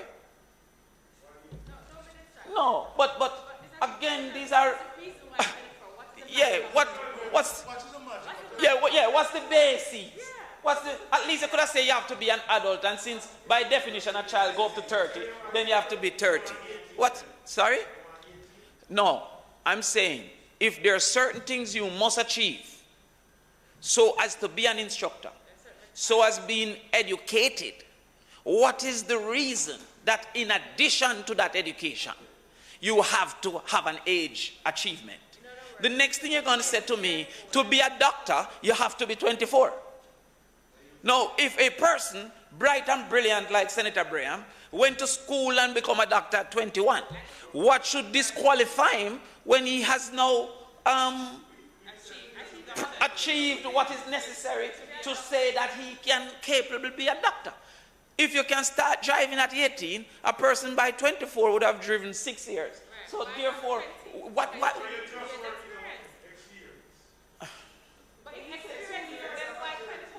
you see, well, it is not our duty to defend what is before us. Because if you say experience, no, but let us discuss what you said. You said the experience. The only thing a 24-year-old can declare of experience is life experience. Because if he never started driving until he's 23, at 24 he doesn't have more driving experience than the person who started at 18 and is 23. So therefore, the assumption that you automatically, then the bill should say no less than 6 years driving experience. Because 24 don't automatically do that. It don't sorry? No, I like understand too, because they read it as well. Oh, it's not for understanding. It's for distraction. All right, no problem. Sorry. Yes. The other thing, so those two age things, I found no basis in outcome, previous outcome, for a law. I don't know what the lawyers call it. What ill you're trying to correct? What's the mischief? What's the grievance? I saw no mischief that they were trying to correct. The other thing I found to be contrary, Mr. President, was the clause which says that a person who is buying a bike must at the same time buy a helmet from the person who is selling the bike. So the person who is selling the bike must ensure that upon purchasing the bike, you also purchase a helmet. Now, as a businessman in training, Senator Webby, what if I want to have a helmet store? There's no more need for a helmet store. Because, wait, no man, give me a chance. Because you would have now spent on a bike and a helmet. Now, secondly, and more importantly, what if this is my second bike? If this is my second bike, where the first bike is no longer in operation, what do I do with my first helmet? Now, you already put in the law that if the oh, Jesus Christ. I mean, yeah, man, but I don't mind the input, but if the input no sensible, that distract me, man. Yeah, man, that's their purpose. I'm saying that there is, for some reason I don't understand, a tying of buying a bike from a supplier of bike simultaneously and necessarily with getting a helmet from the same man. If this is my second bike and I already have a helmet, why would I have to buy an helmet? When you already say in the law, operating the bike without a helmet is an offense. There's nothing to defend in that. It's a reasonable question that might have a reasonable answer. But the answers I've been told is not reasonable. What if I have a special type of helmet that I want to use? Or I can get the helmet cheaper. Or a better quality helmet. Or what if my auntie or foreign send me a helmet? all of those things make this part be unnecessary because you cannot.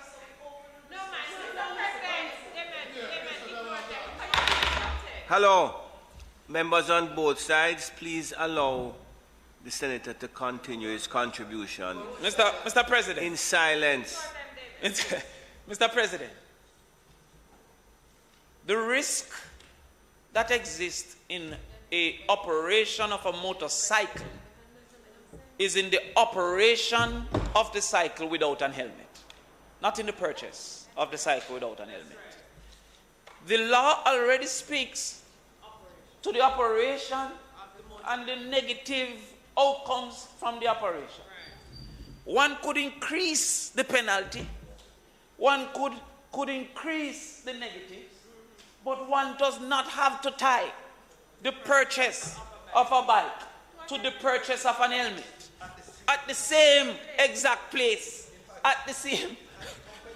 It's anti-competitive. What section is that? What section? Don't tell him, Mr. President, it's my last work. I know you want to. But I had it. Yeah? Yes. It's out of memory. But yes, please find the section for me. So therefore, you have to operate the bike with your helmet. Because I can get a bike last month, crash the bike, and get a new bike, and now have two helmets. To whom?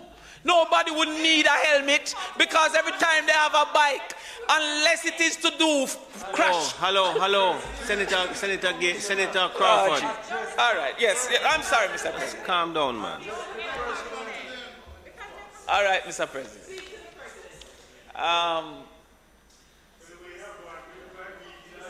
Yeah, no. All right, yes. No, I feel strongly about the unwillingness to understand. Because maybe it was overlooked at some of the circumstances that could right. So unless my only duty is to agree in totality, then allow me to say what is the basis of disagreement. And if there's a reasonable answer, I'm sure the capable leader of government business will get it from the persons who participated in the previous conversations and indicate what that reasonable answer is. But I find that that was unnecessary and that was actually likely to be counter to what we're trying to achieve. One of the best ways, Senator Bunting, we have found for things to be accepted by a society is to make it fashionable. Is to make him can get him name brand helmet, his Nike helmet and all these things.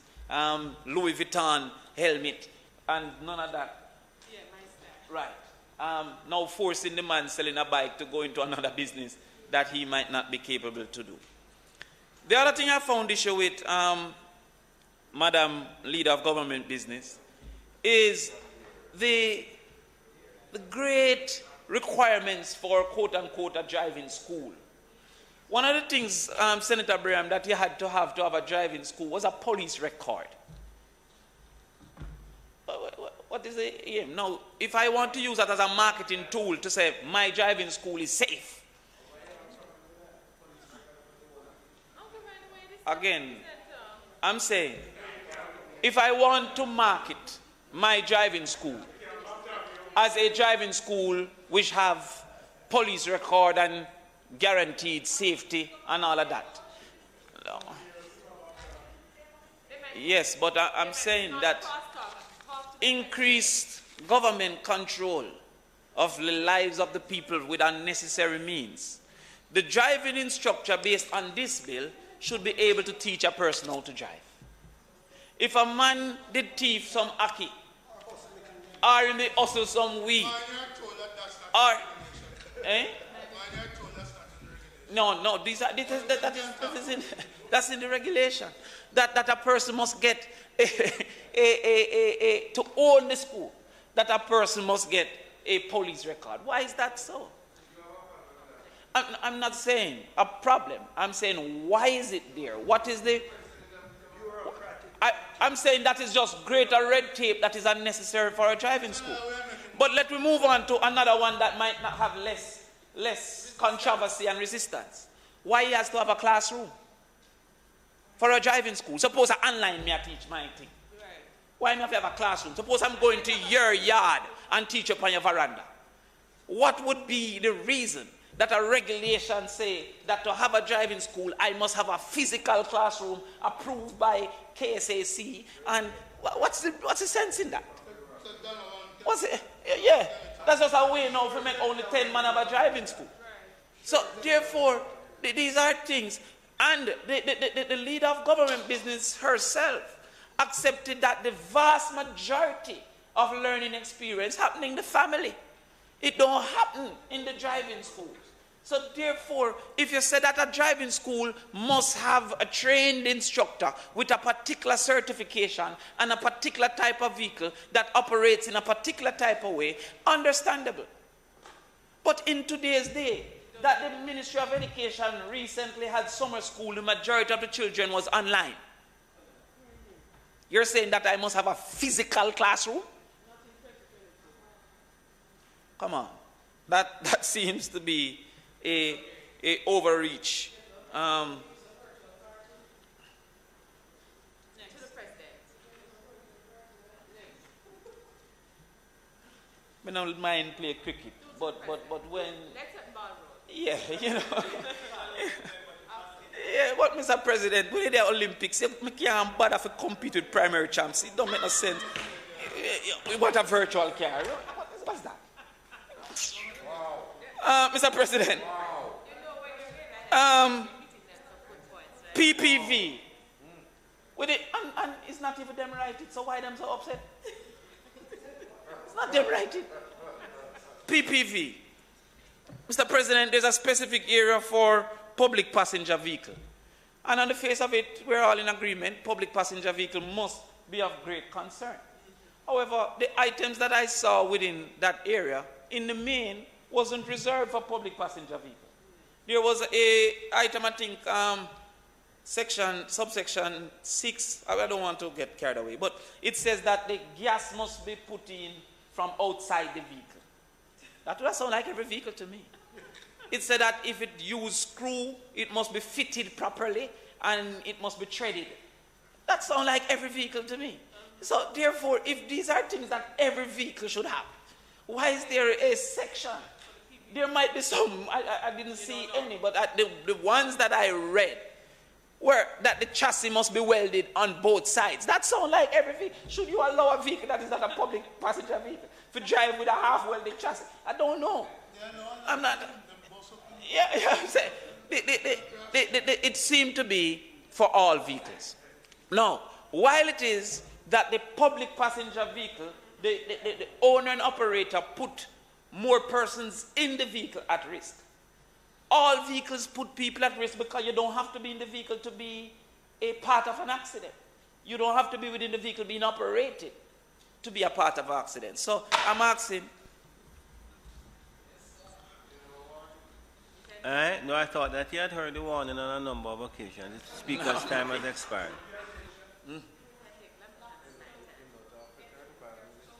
About 6 more points. But if people stop Mr. saying, President, might the speaker's time having expired, might he be permitted to complete his presentation?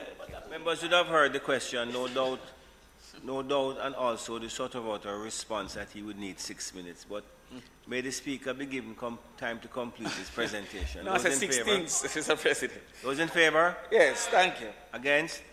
Thank you, Senator. And Mr. President, I want to make sure it is understood. I mean no ill will in my analysis.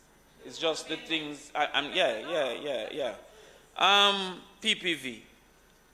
The other thing I saw, Mr. President, was the disabled use of the sidewalks.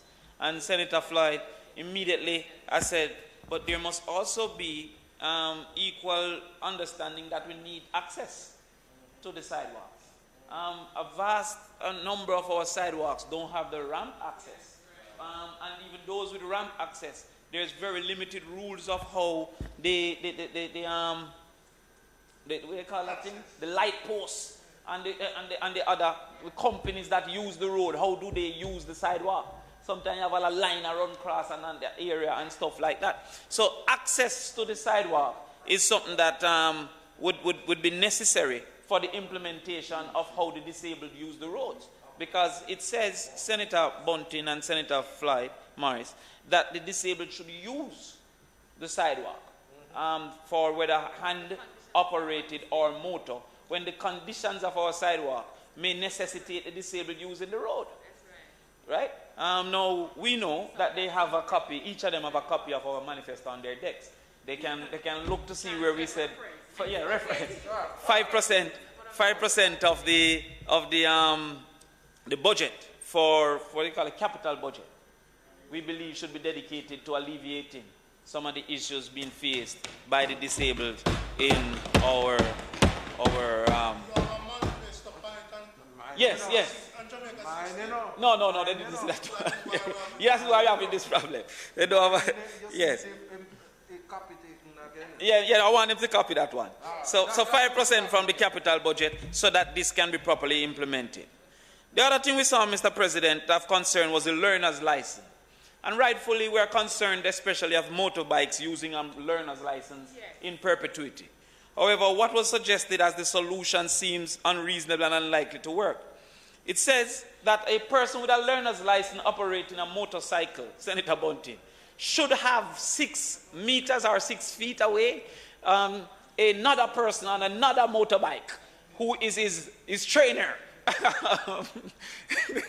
Now, if they have on a helmet, it means that there's no way they can communicate because it's a telephone. Same can use in two-way radio, which you shouldn't be using while using a motorbike. And the person who is riding, whether at the front or the back, should be focused on the road. So how would he give signal instruction to the person? So therefore, if you say that a learner's license is valid for 3 months and a person cannot operate on his 3rd learner's license without getting a real license, I don't know the answer, but the answer cannot be that to say, oh, we're going to arrest you because you don't have an instructor 6 meters or 6 feet away. I would hope his feet, but even so, it is ridiculous. And that they are somehow going to give you instruction. This is impossible. In fact, anybody who ever tried to learn how to ride, the person teaching you is on the bike. And the person being on the bike is holding one of the clutch thing and trying to teach you how to ride. So therefore, to say that the learner should not have a person on the back is actually counter to how people learn how to ride. So I don't, it's things that make you go, Submit vehicle.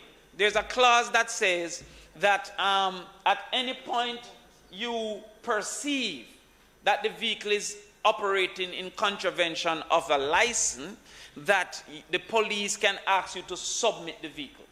Now, I love how the leader of government business is agreeing with me, taking the notes, sending it out. Madam Leader of Government Business, you also said that every vehicle must remain registered. Good. So to submit suggests to take it to the area of analysis. If to submit the vehicle, and I might be incorrect, I'm saying the term submit should be changed to make available, because if my vehicle is not operational and you get a report, incorrect or otherwise, to give you the assumption that I am operating it, then to ask me to submit now saying I might have to go get RECA, this, that, to make available means say I can come and check it. Right. To say, oh, it's not operational, whatever. Right. So,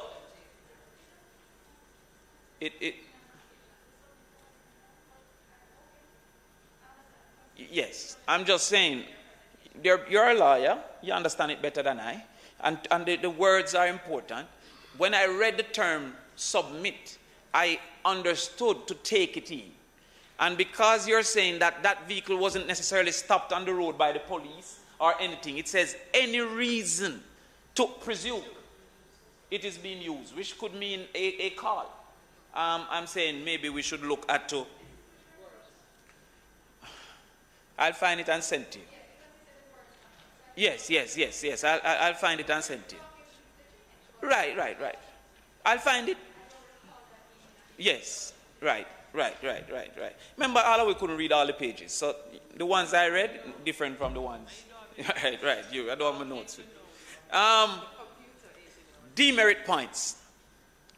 And I didn't understand some of the things that you said, but there's a lot of areas of 10 but under 15, 15 but under 20.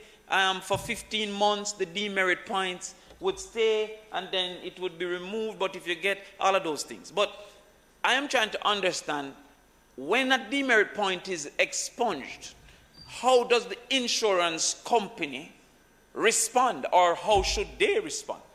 Because it would be unreasonable if the insurance company had access to my information on demerits, use it to impact my insurance fees into perpetuity.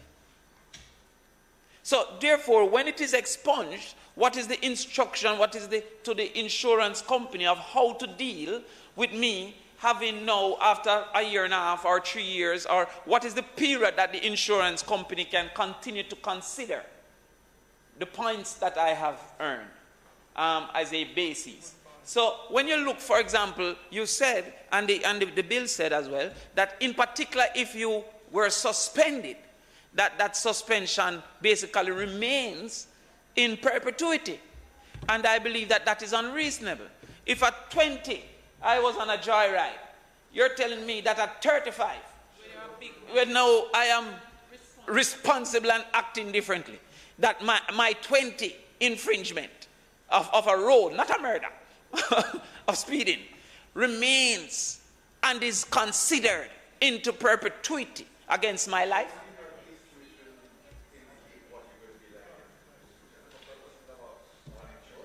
Yes? Hello, Senator. Yes. No, he's teaching me. It's the first I'm learning something from all of our No, but what I'm pointing no, what out, is saying, sir? What I'm pointing out is that you have exceeded your time, and Senator Campbell is delaying you further. Please. Yeah, but don't Mr. be President, distracted. the most important part is not the time, it's the bill. The most important part for me right here now is the time still in all right. Between well, what I've heard, Mr. President, is your actions at 20 might actually be an indicator of how you will act at 30. However, with 10 years of not having acted in that way, I think it is reasonable to suggest that you have learned your lesson.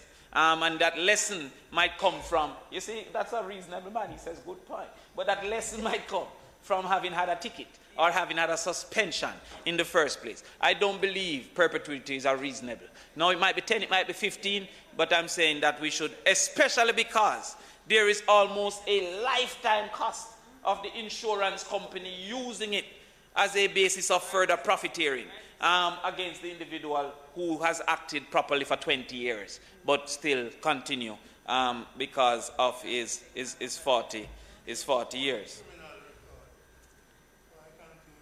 Mr. President, with some of the things I see in the bill going towards the owner, it seems to me that there should be a method for a driver's record in the same way that a police record should be submitted to me as an owner. If I am running my little taxi, and many people have them individual taxi, and I hire in a driver, if I am at risk, a man should be able to request his driver's record and carry to me like a police record for me to see that him before me hire him. The same criminal records office, online, all these things, but it is not considered. It is exposing people to a risk of just a man telling him say he's a great driver. Now, if I'm going to take on that risk, which the good leader was very eloquent in suggesting, that the owner of the car in other jurisdictions is the one who has the risk. Now, other jurisdictions don't operate culturally like how we operate with 50,000 people with a car on the road, even the America Bank. But that's the reality. So with us knowing our reality, I think a person should be able to request his driver's record so that he can present it to the hiring individual who now is taking on that risk to the thing. And we also have some people who rent car and all them thing. A man should be able to say that, present me your thing. I don't think it is difficult because, as I said, the insurance company can find it and other things like that, right? The final thing, Mr. President, who's at the ready, is we have to consider how other actions of government impact the use of a law. And the taxi operators are the ones most exposed because of their high use of the road. Not because of their bad use of the road, but the high use means that you are more likely, or probability increases of you being an afoul of the law. One of the realities that we face is the setting of pricing for taxi operators, a set of fare. And in most cases, that fare is equal to the JUTC fare, and we know the JUTC have to be subsidized by government continuously. So the taxi operators, it seems, and they suggest that they almost have to make 50 trips on a 20-trip day in an effort to make sufficient revenue to be alive. And so therefore we have to consider some of these things that make a man almost feel it necessary to break the law because of other rules that were put in place. A reasonable price for transportation cannot be one that is subsidized by government for their entities. Right. The Minister of Finance said he doesn't believe in price setting for the banks, but he believes in price setting for the taxis. He didn't say that, but I'm saying the reality is right. So I'm saying that when a taximan have to charge a price to get a reasonable revenue, him have to then now increase his quantity. And in that effort, not protecting him, not suggesting it's correct, they have misused the roads. And so we have to now consider that price-revenue relationship so that they don't feel the need to be lawbreakers. So, Mr. President, with that, I thank you, and that's my... Thank you to Senator Crawford. Thank you. 1 minute, please. Just 1 minute. Thank you, Senator Crawford.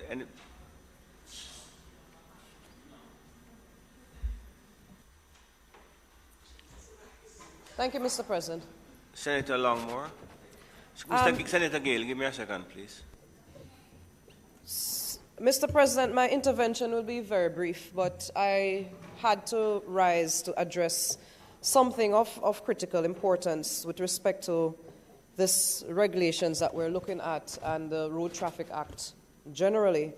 And, you know, Senator Crawford, we were making comments around some of the arguments that you put forward. Being trained in behavior change, there is significant research that reflects that people use things when it is available to them. And if the sale of one helmet concomitant with the sale of a motorcycle will save one life, because that individual will be encouraged to use that helmet because they have it in their possession, I will vote for this just to ensure that that one life is saved. There's absolutely no question in my mind that the sale of a motorcycle without the enforced sale of a helmet does not encourage the use of that helmet. On the other hand, the sale of a motorcycle with the sale of the helmet certainly encourages the use of that helmet, and that is what we're hoping to encourage. So that is that I could pick a couple other points that you raised, but I think we have a lot to get to on our agenda. What I wanted to bring to our attention is a 2016 survey that brought information that 17%, and this is a national drug use prevalence survey done by the National Road Safety Council, that indicated that 17% of males, and at that time 7.3% of females, admitted to driving under the influence of a substance and operating a vehicle. So this is why, thank you, Senator Graham, because that's why I brought this, because this was a 2016 survey. The decriminalization of marijuana in 2015 has been shown to have increased use, especially amongst our young people. And the unfortunate reality is that a lot of what Senator Webby spoke to in terms of the medical and healthcare consequences of road traffic accidents is significantly related to substance use. A lot of persons who end up in these very grave accidents are under the influence of not just alcohol, but cannabis that significantly alters one's perception and coordination. The very same product that I spoke of earlier today, psilocybin, the increased use of that which also affects our perception, is happening in Jamaica. And so with our consideration as we put these regulations in place, there has been calls for significant education around the operations of motor vehicles in our society. And I implore us that we focus especially on drug driving. Schedule 5 in the Act actually relates to this, but it is of significant importance that we recognize, especially with the decriminalization of marijuana that happened in 2015, there's increased use, there's an increased occurrence of its presence in the emergency rooms when we analyze the persons who are coming in. And the fact is that we need to associate great importance to this to our people. Just like we have when we're talking about anti-smoking campaigns and we have the ads that show the consequences, I think we need to see more of this out there because visual works. And so, Mr. President, it is that significant point that I want to add to our discussion today, that in all our consultations, I truly believe that prevention is the best cure, and prevention is always better than treatment. And so if we emphasize the safe use of our roads, we must also emphasize the control and the implementation of a public education program around substance use while driving. Thank you, Mr. President. Thank you very much, Senator Longmore. No, 1 minute. Thank you, Senator Longmore. Senator Bunting. Thank you, Mr. President. Just before I go into my prepared remarks, I just use the opportunity to respond to Senator Longmore's point about the marrying the helmet, marrying the helmet, the sale of the helmet with the sale of the bike. If it would save one life, she would support it. And I understand the sentiment behind that. I think the intention might be a noble intention. But as we develop policy, particularly policy around road safety, we must understand that there is always a balance that we're trying to achieve, Mr. President. Not driving save many lives. If we made a speed limit on our highways 30 kilometers per hour, I'm sure it would save more than one life. But what would be the network, the systemic effect of that in terms of productivity, reducing our GDP, our per capita income, and ultimately all the lives that would be lost in future by us having a much lower per capita GDP and much less funds available for healthcare, etc.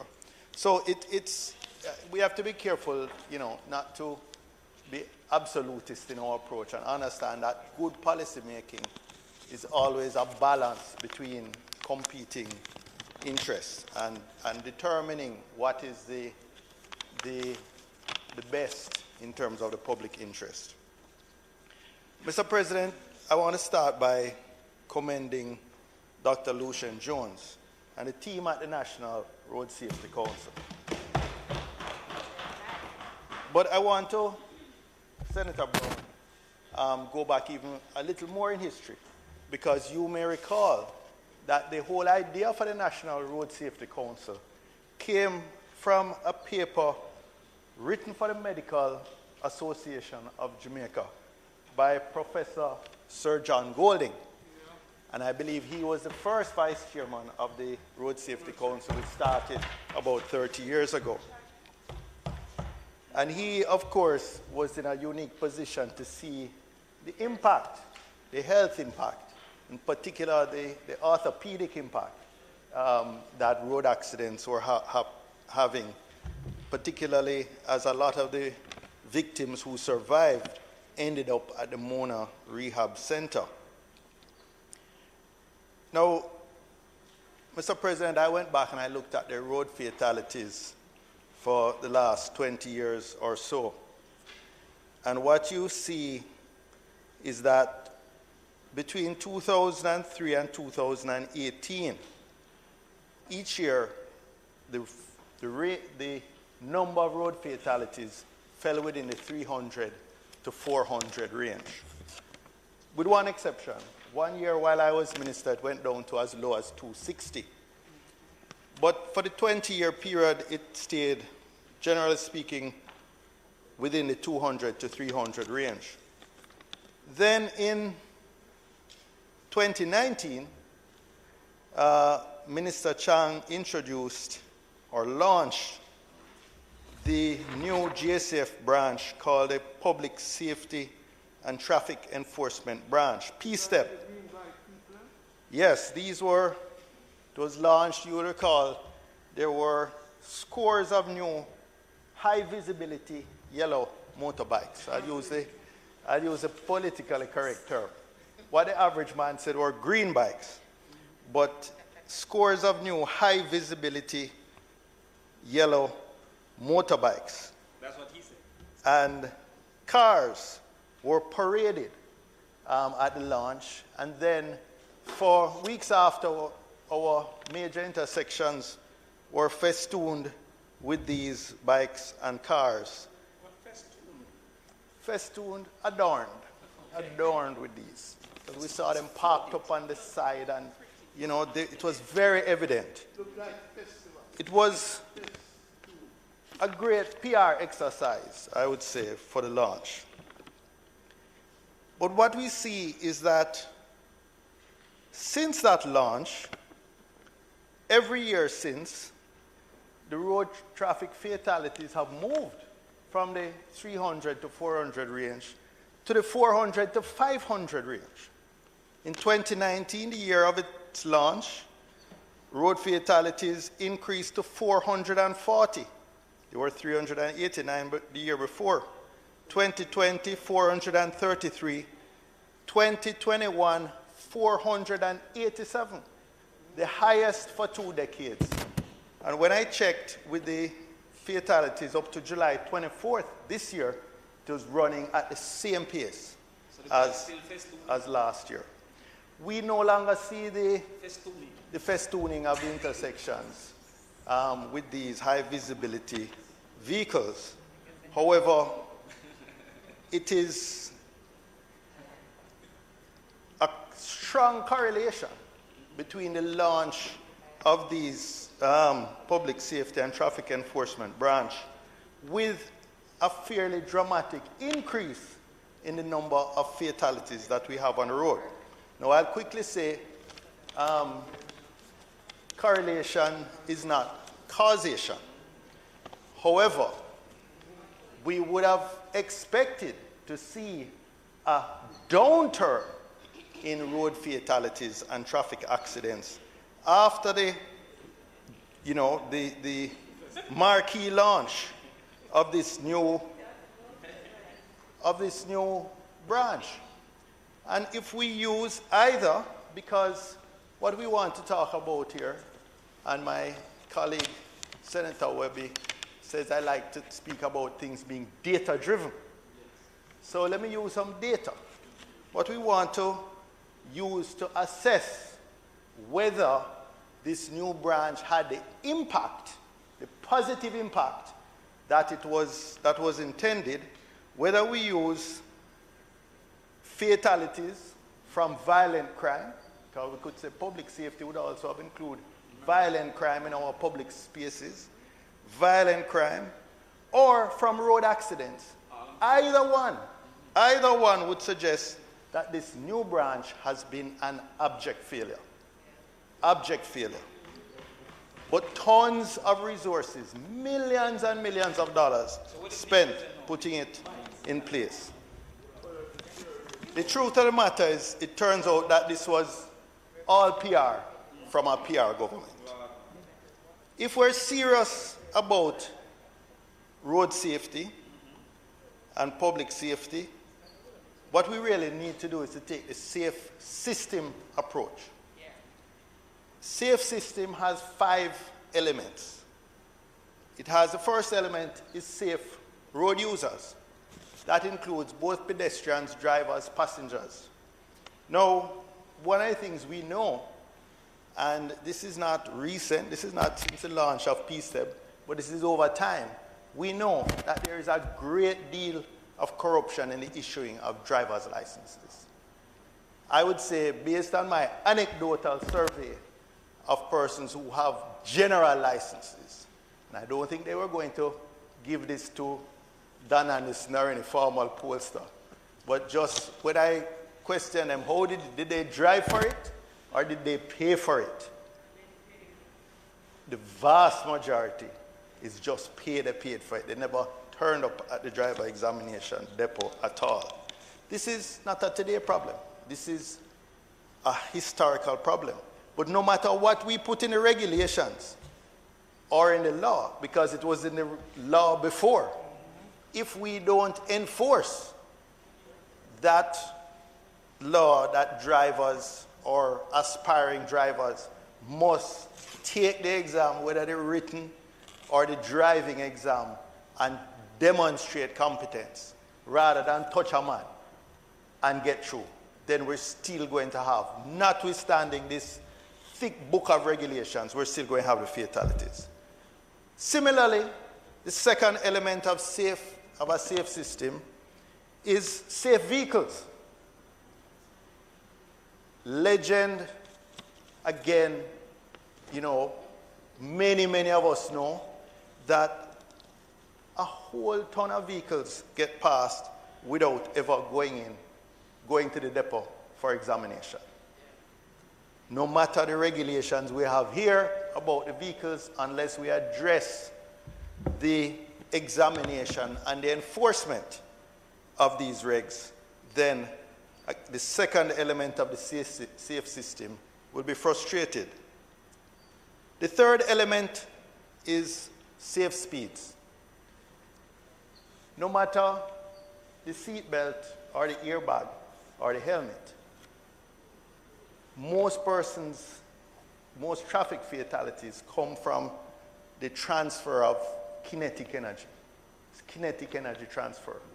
If you are going at 50 miles per hour and you go into a solid wall or a head-on with another vehicle, no matter how you're restrained on the airbag, just that transfer of kinetic energy is going to tear up your internal organs and you will be a fatality.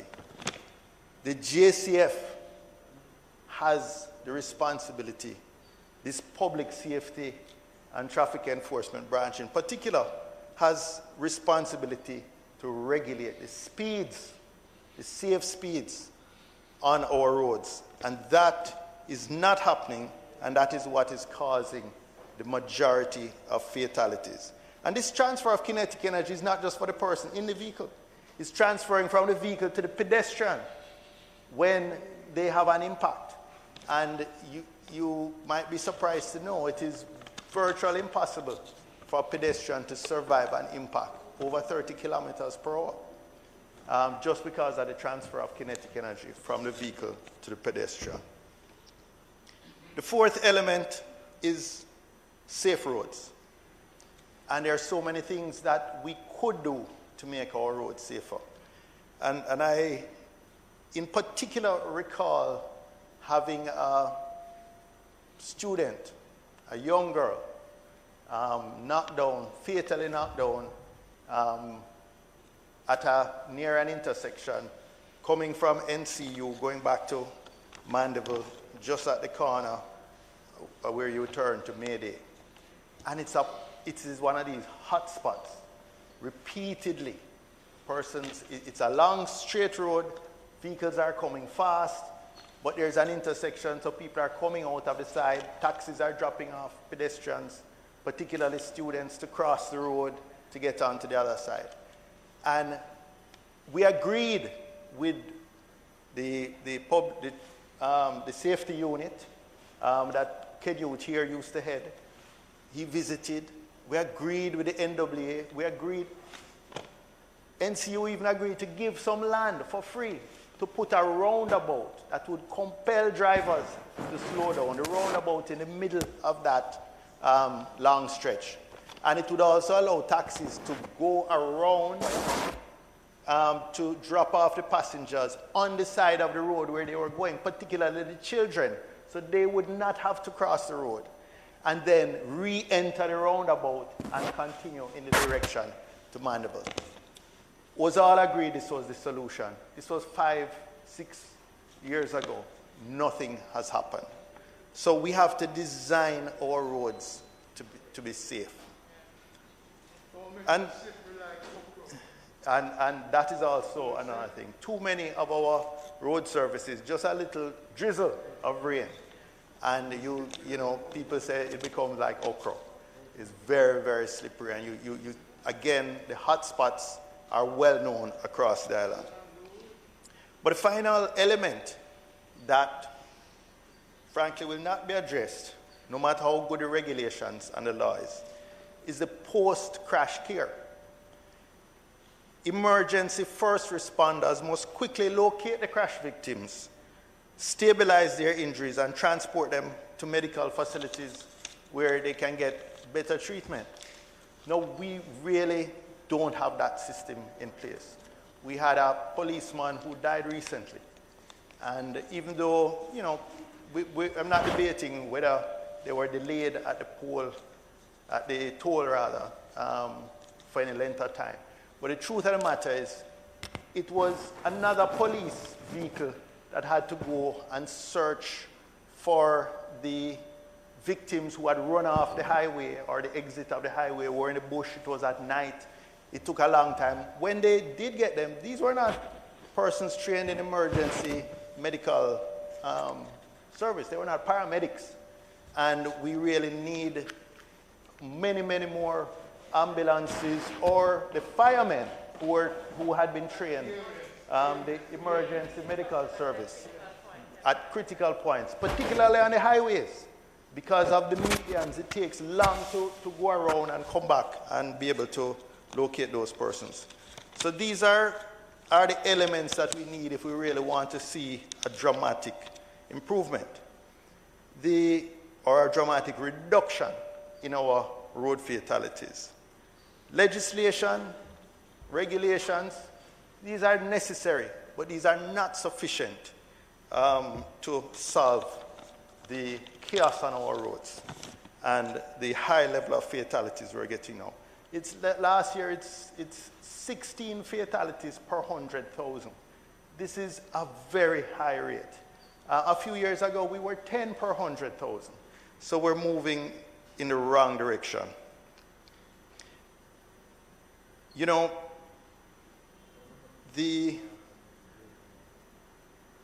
Senator Crawford, you're a lecturer at the university. You'd probably know who the author is better than me, but I think it was Peter Drucker, one of the gurus on strategy, said that culture eats strategy for breakfast. Was it? And if I was to paraphrase him in terms of what we're doing today, I would say corruption eats policy for breakfast.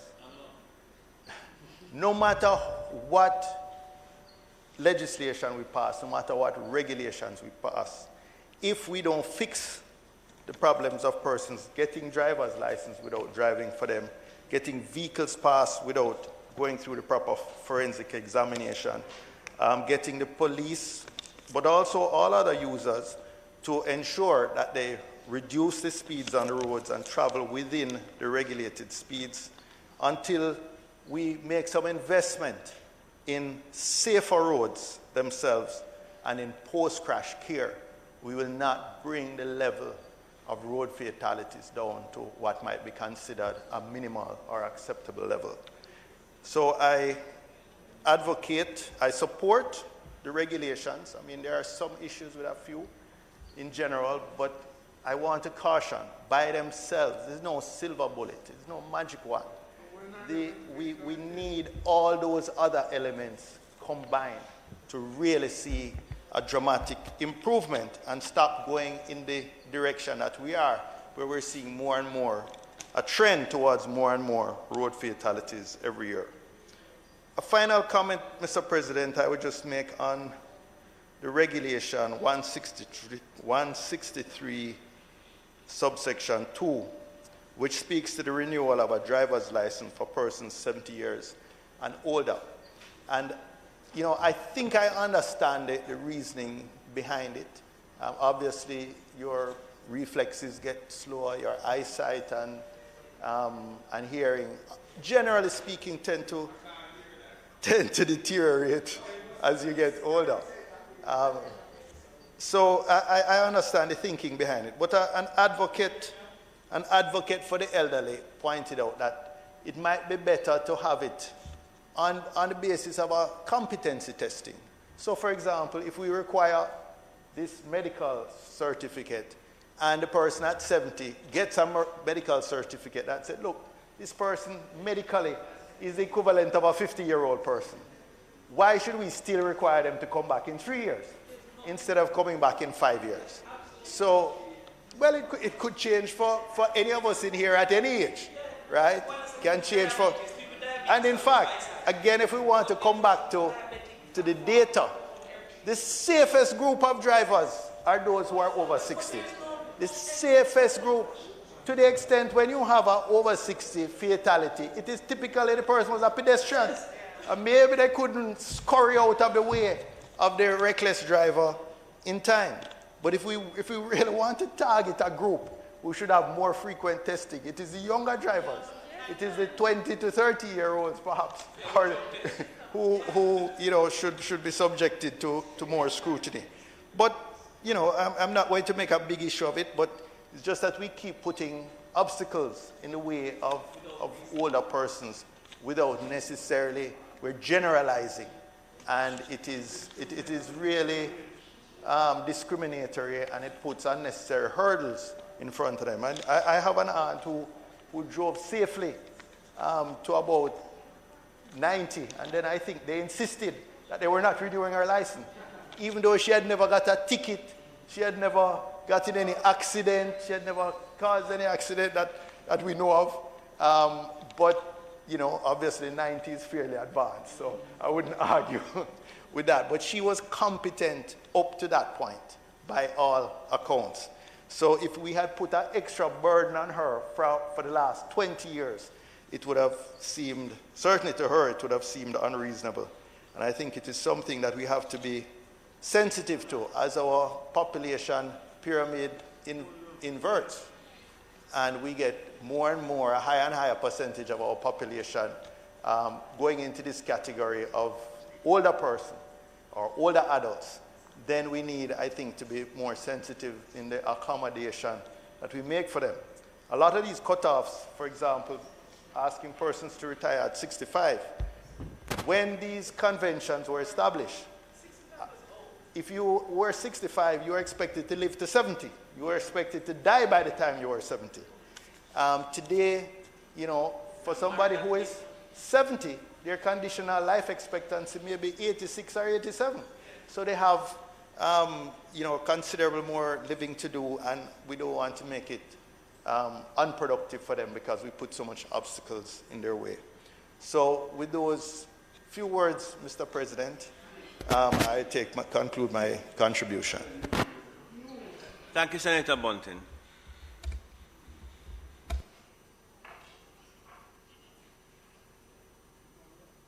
Minister?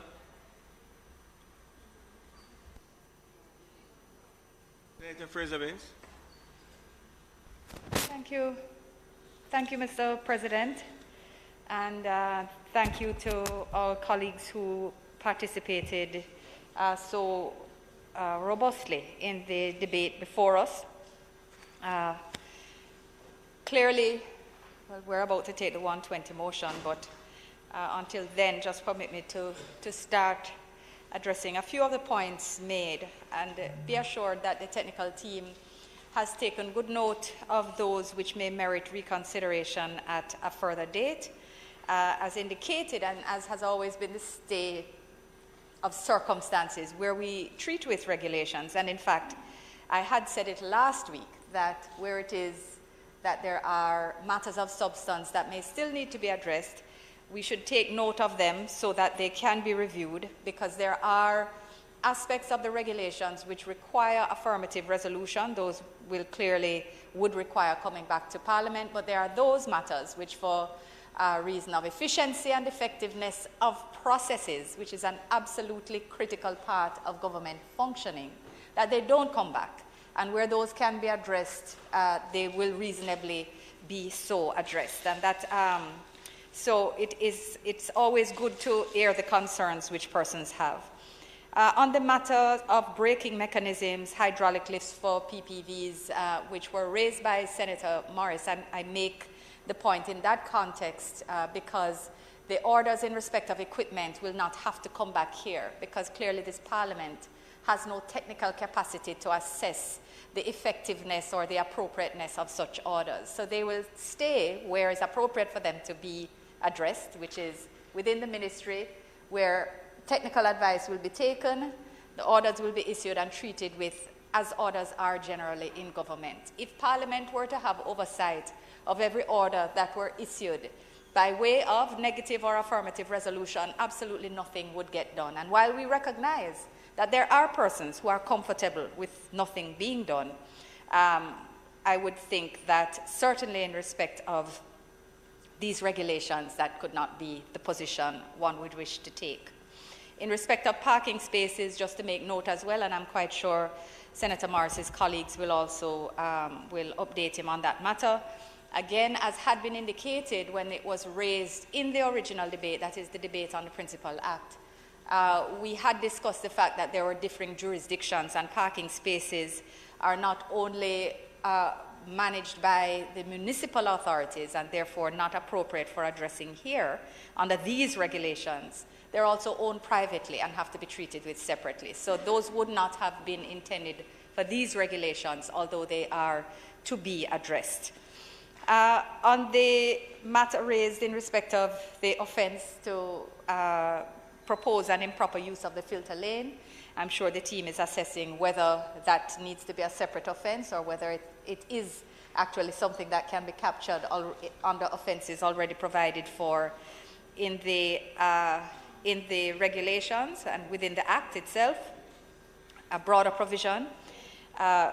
We note the need for consideration of the point because it is a significant danger to users of the road. On the matter of wearing helmets and the role of employers, I want to just support and share the view that in enforcement, the role of employers in insisting that the drivers within their employ follow the rules of the road and observe safe practices will in fact come back to the owners as well, because ultimately the enforcement mechanisms within the regime make liability stop at the owner of a vehicle. So it is actually quite an important point, not only from the immediate obvious of saying it must be in the interest for you to have safe employees conducting their business safely, but certainly to ensure that from enlightened self-interest, if nothing else, their role in enhancing the compliance, that would be important. Just to speak to the point about arrangements with private entities in respect of the use of electronic devices for the purposes of surveillance. This is already in place. It is what is done with Jamaica Eye. The government enters into arrangements with private sector entities or indeed individuals for permission to use the footage from their electronic devices, their cameras, in order to broaden the monitoring reach of the government. And that is exactly what is contemplated here. And there are further provisions that are found just a bit further on in that section, I think 142. The matter of refunds, clearly very important, and one that I think needs to be looked at from an administrative perspective, from a justice perspective. On the issue of demerit points and expungement. So the demerit points are expunged and treated with, will be treated with by insurance companies that use their algorithms for their assessment of your risk. The suspensions remain because there must be a record of the fact that you have transgressed at a level of seriousness that has had your license suspended for a year, for a period of time. So even though you return to zero on your demerit points for small offenses until you reach a point where your license is suspended, the fact that you have reached that point cannot simply be removed. And so, you know what struck me? I thought to myself, the concern of Senator Crawford is that the conduct will continue to be a cost to the perpetrator, the person who lost their license, who had their license suspended. We don't know who was injured, who was maimed in the accident. We don't know any of those things. We don't know what caused it, what damage was inflicted, causing what cost to other taxpayers to rebuild road and lampposts, and what community had to do without light because them licked down the post. We don't know any of that, but you know that there was a serious enough infraction or the accumulation of sufficiently repeated infractions to result in the suspension of a license. That remains in the register and should remain in the register. I don't see a rationale for its removal from the register. And I think it is important that what we use the time here is to say to people, it's serious business now, be responsible. It's not okay to just go on a youthful joyride and say, boy, because a man did a speed, I used to speed and now I don't speed no more. The insurance companies can, of course, assess your risk. They can, of course, assess your risk. But it is important. It is important that we use this platform in here to speak about safe use of the roads. So when Senator Bunting, just to ask Mr. President, the time being 1:20, that the Senate be allowed to sit beyond 1:30 to complete the business of the day. You should have heard the question. Those in favor? Against? Thank you, Minister. Thank you. So Senator Bunting just spent quite a bit of time speaking about the various supporting elements that are needed to ensure that there is a reduction in road safety and a system and changing a culture of safety. So I'm saying that what we need to do is use our voices to promote that culture, not to say, why are we making laws? Why are we making laws when we know our culture is for a man to have 10 car a road and him not know who I drive? Well, what we need is to say to people, it's a different day now. So now you need to ensure that you are clear on who you are giving your car to drive. You need to say to that person that they need to be safe on the road. You need to promote safe driving, safe use of the road, because it can follow you. It's not enough to say you're going to drive and you're not going to insurance, because you cannot renew anything. And that the penalty for so doing, the penalty for placing people's good children in jeopardy every day on the road. And I mean that in the widest sense possible. I mean that to cover all of the young people, the children we're reading about in the paper as at today. As at today. People with their whole entire life ahead of them. Senator Campbell, I don't know if you read about the member of the diaspora down here, having a vacation with her twin sister, has a successful business, sharing Jamaican food in Illinois. I mean, and she's just here on vacation, written off because of speeding. We have to recognize it's a different day. The chaos is not stopping without us helping with the message. The laws and the regulation cannot seek to embed what is. We have to change it. We have to change the culture, Mr. President. And we have to play our role, use our voices, use our influence. You know, we need to get there, and we can get there together. The matter of the driver's record is actually a very important point, because at this point, only companies can seek the information, and clearly only companies will not be affected, and that is something that therefore has to be looked at. The ability to get a driver's record It's too limited at this point, but it is present in the regulations. It needs to be expanded. So that is something that I'm absolutely signaling that needs to be addressed. And also, just wanting to make the point that PSTEB is an excellent concept. It's an excellent department. It is properly resourced. It needs this act. It needs these regulations. It needs the ticketing system to work. Yes. And it needs us behind. That system was not a failure. The act, the rolling out of the regulations, everything that was intended to support that framework did not occur in the time when it should have. And so we continue to ensure that we do our part. Public education, thank you, Senator, just before I take my seat, Mr. President, because this will be my last point. So public education will be critical. And I very much remember the day when I closed the Road Traffic Act and spoke with every conviction about the 3-month period that would be used to implement a public education campaign before the regulations came in. As I stated last week, and those who weren't present wouldn't have heard my reference, it has taken too long, but it is here. The regulations are here. We need to start that public education campaign. We know Minister Shaw has been speaking about that publicly, so we anticipate that the work is also happening within the ministry to prepare for that to be done, and the regulations need to come into effect as soon as possible. Mr. President, Jamaica is waiting for it. We know. So the Senate will have today done its part. We have identified concerns which the technical team can consider. We have also highlighted things that we believe are important for the public to know.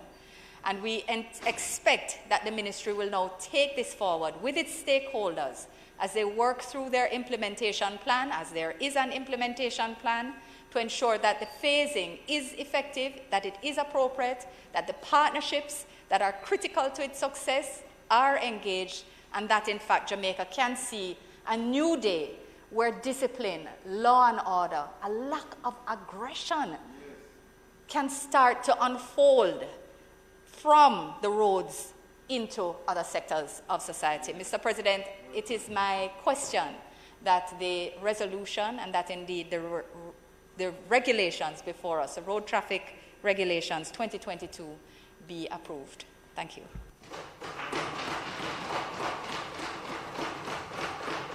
Thank you very much, Minister, and to all those who participated. The question is that the road traffic regulations 2022, that the motion asking for their approval be agreed. Those in favor? Aye. Against? It is my intention to rise until 2:15 to allow members of the staff to refresh themselves. So this Honourable Senate will rise until 2:15.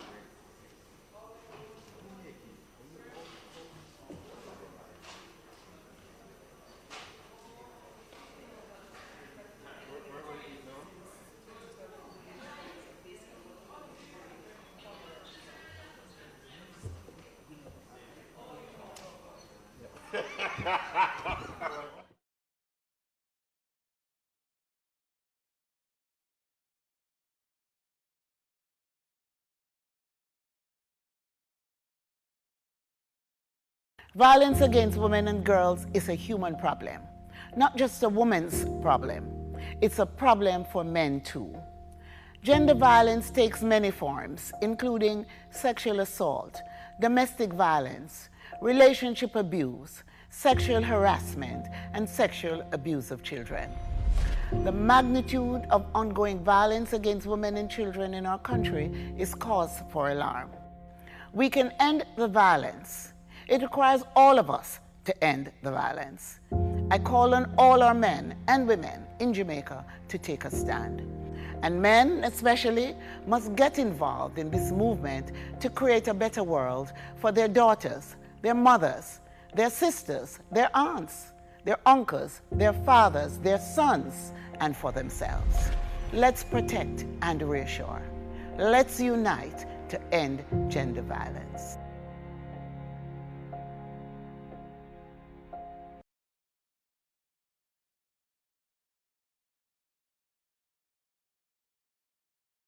It's Friday, July 29. In the headlines, Jamaica's 60th Festival Song winner announced. Regionally, CARICOM's judiciary heads discusses technology in the justice system. And internationally, UK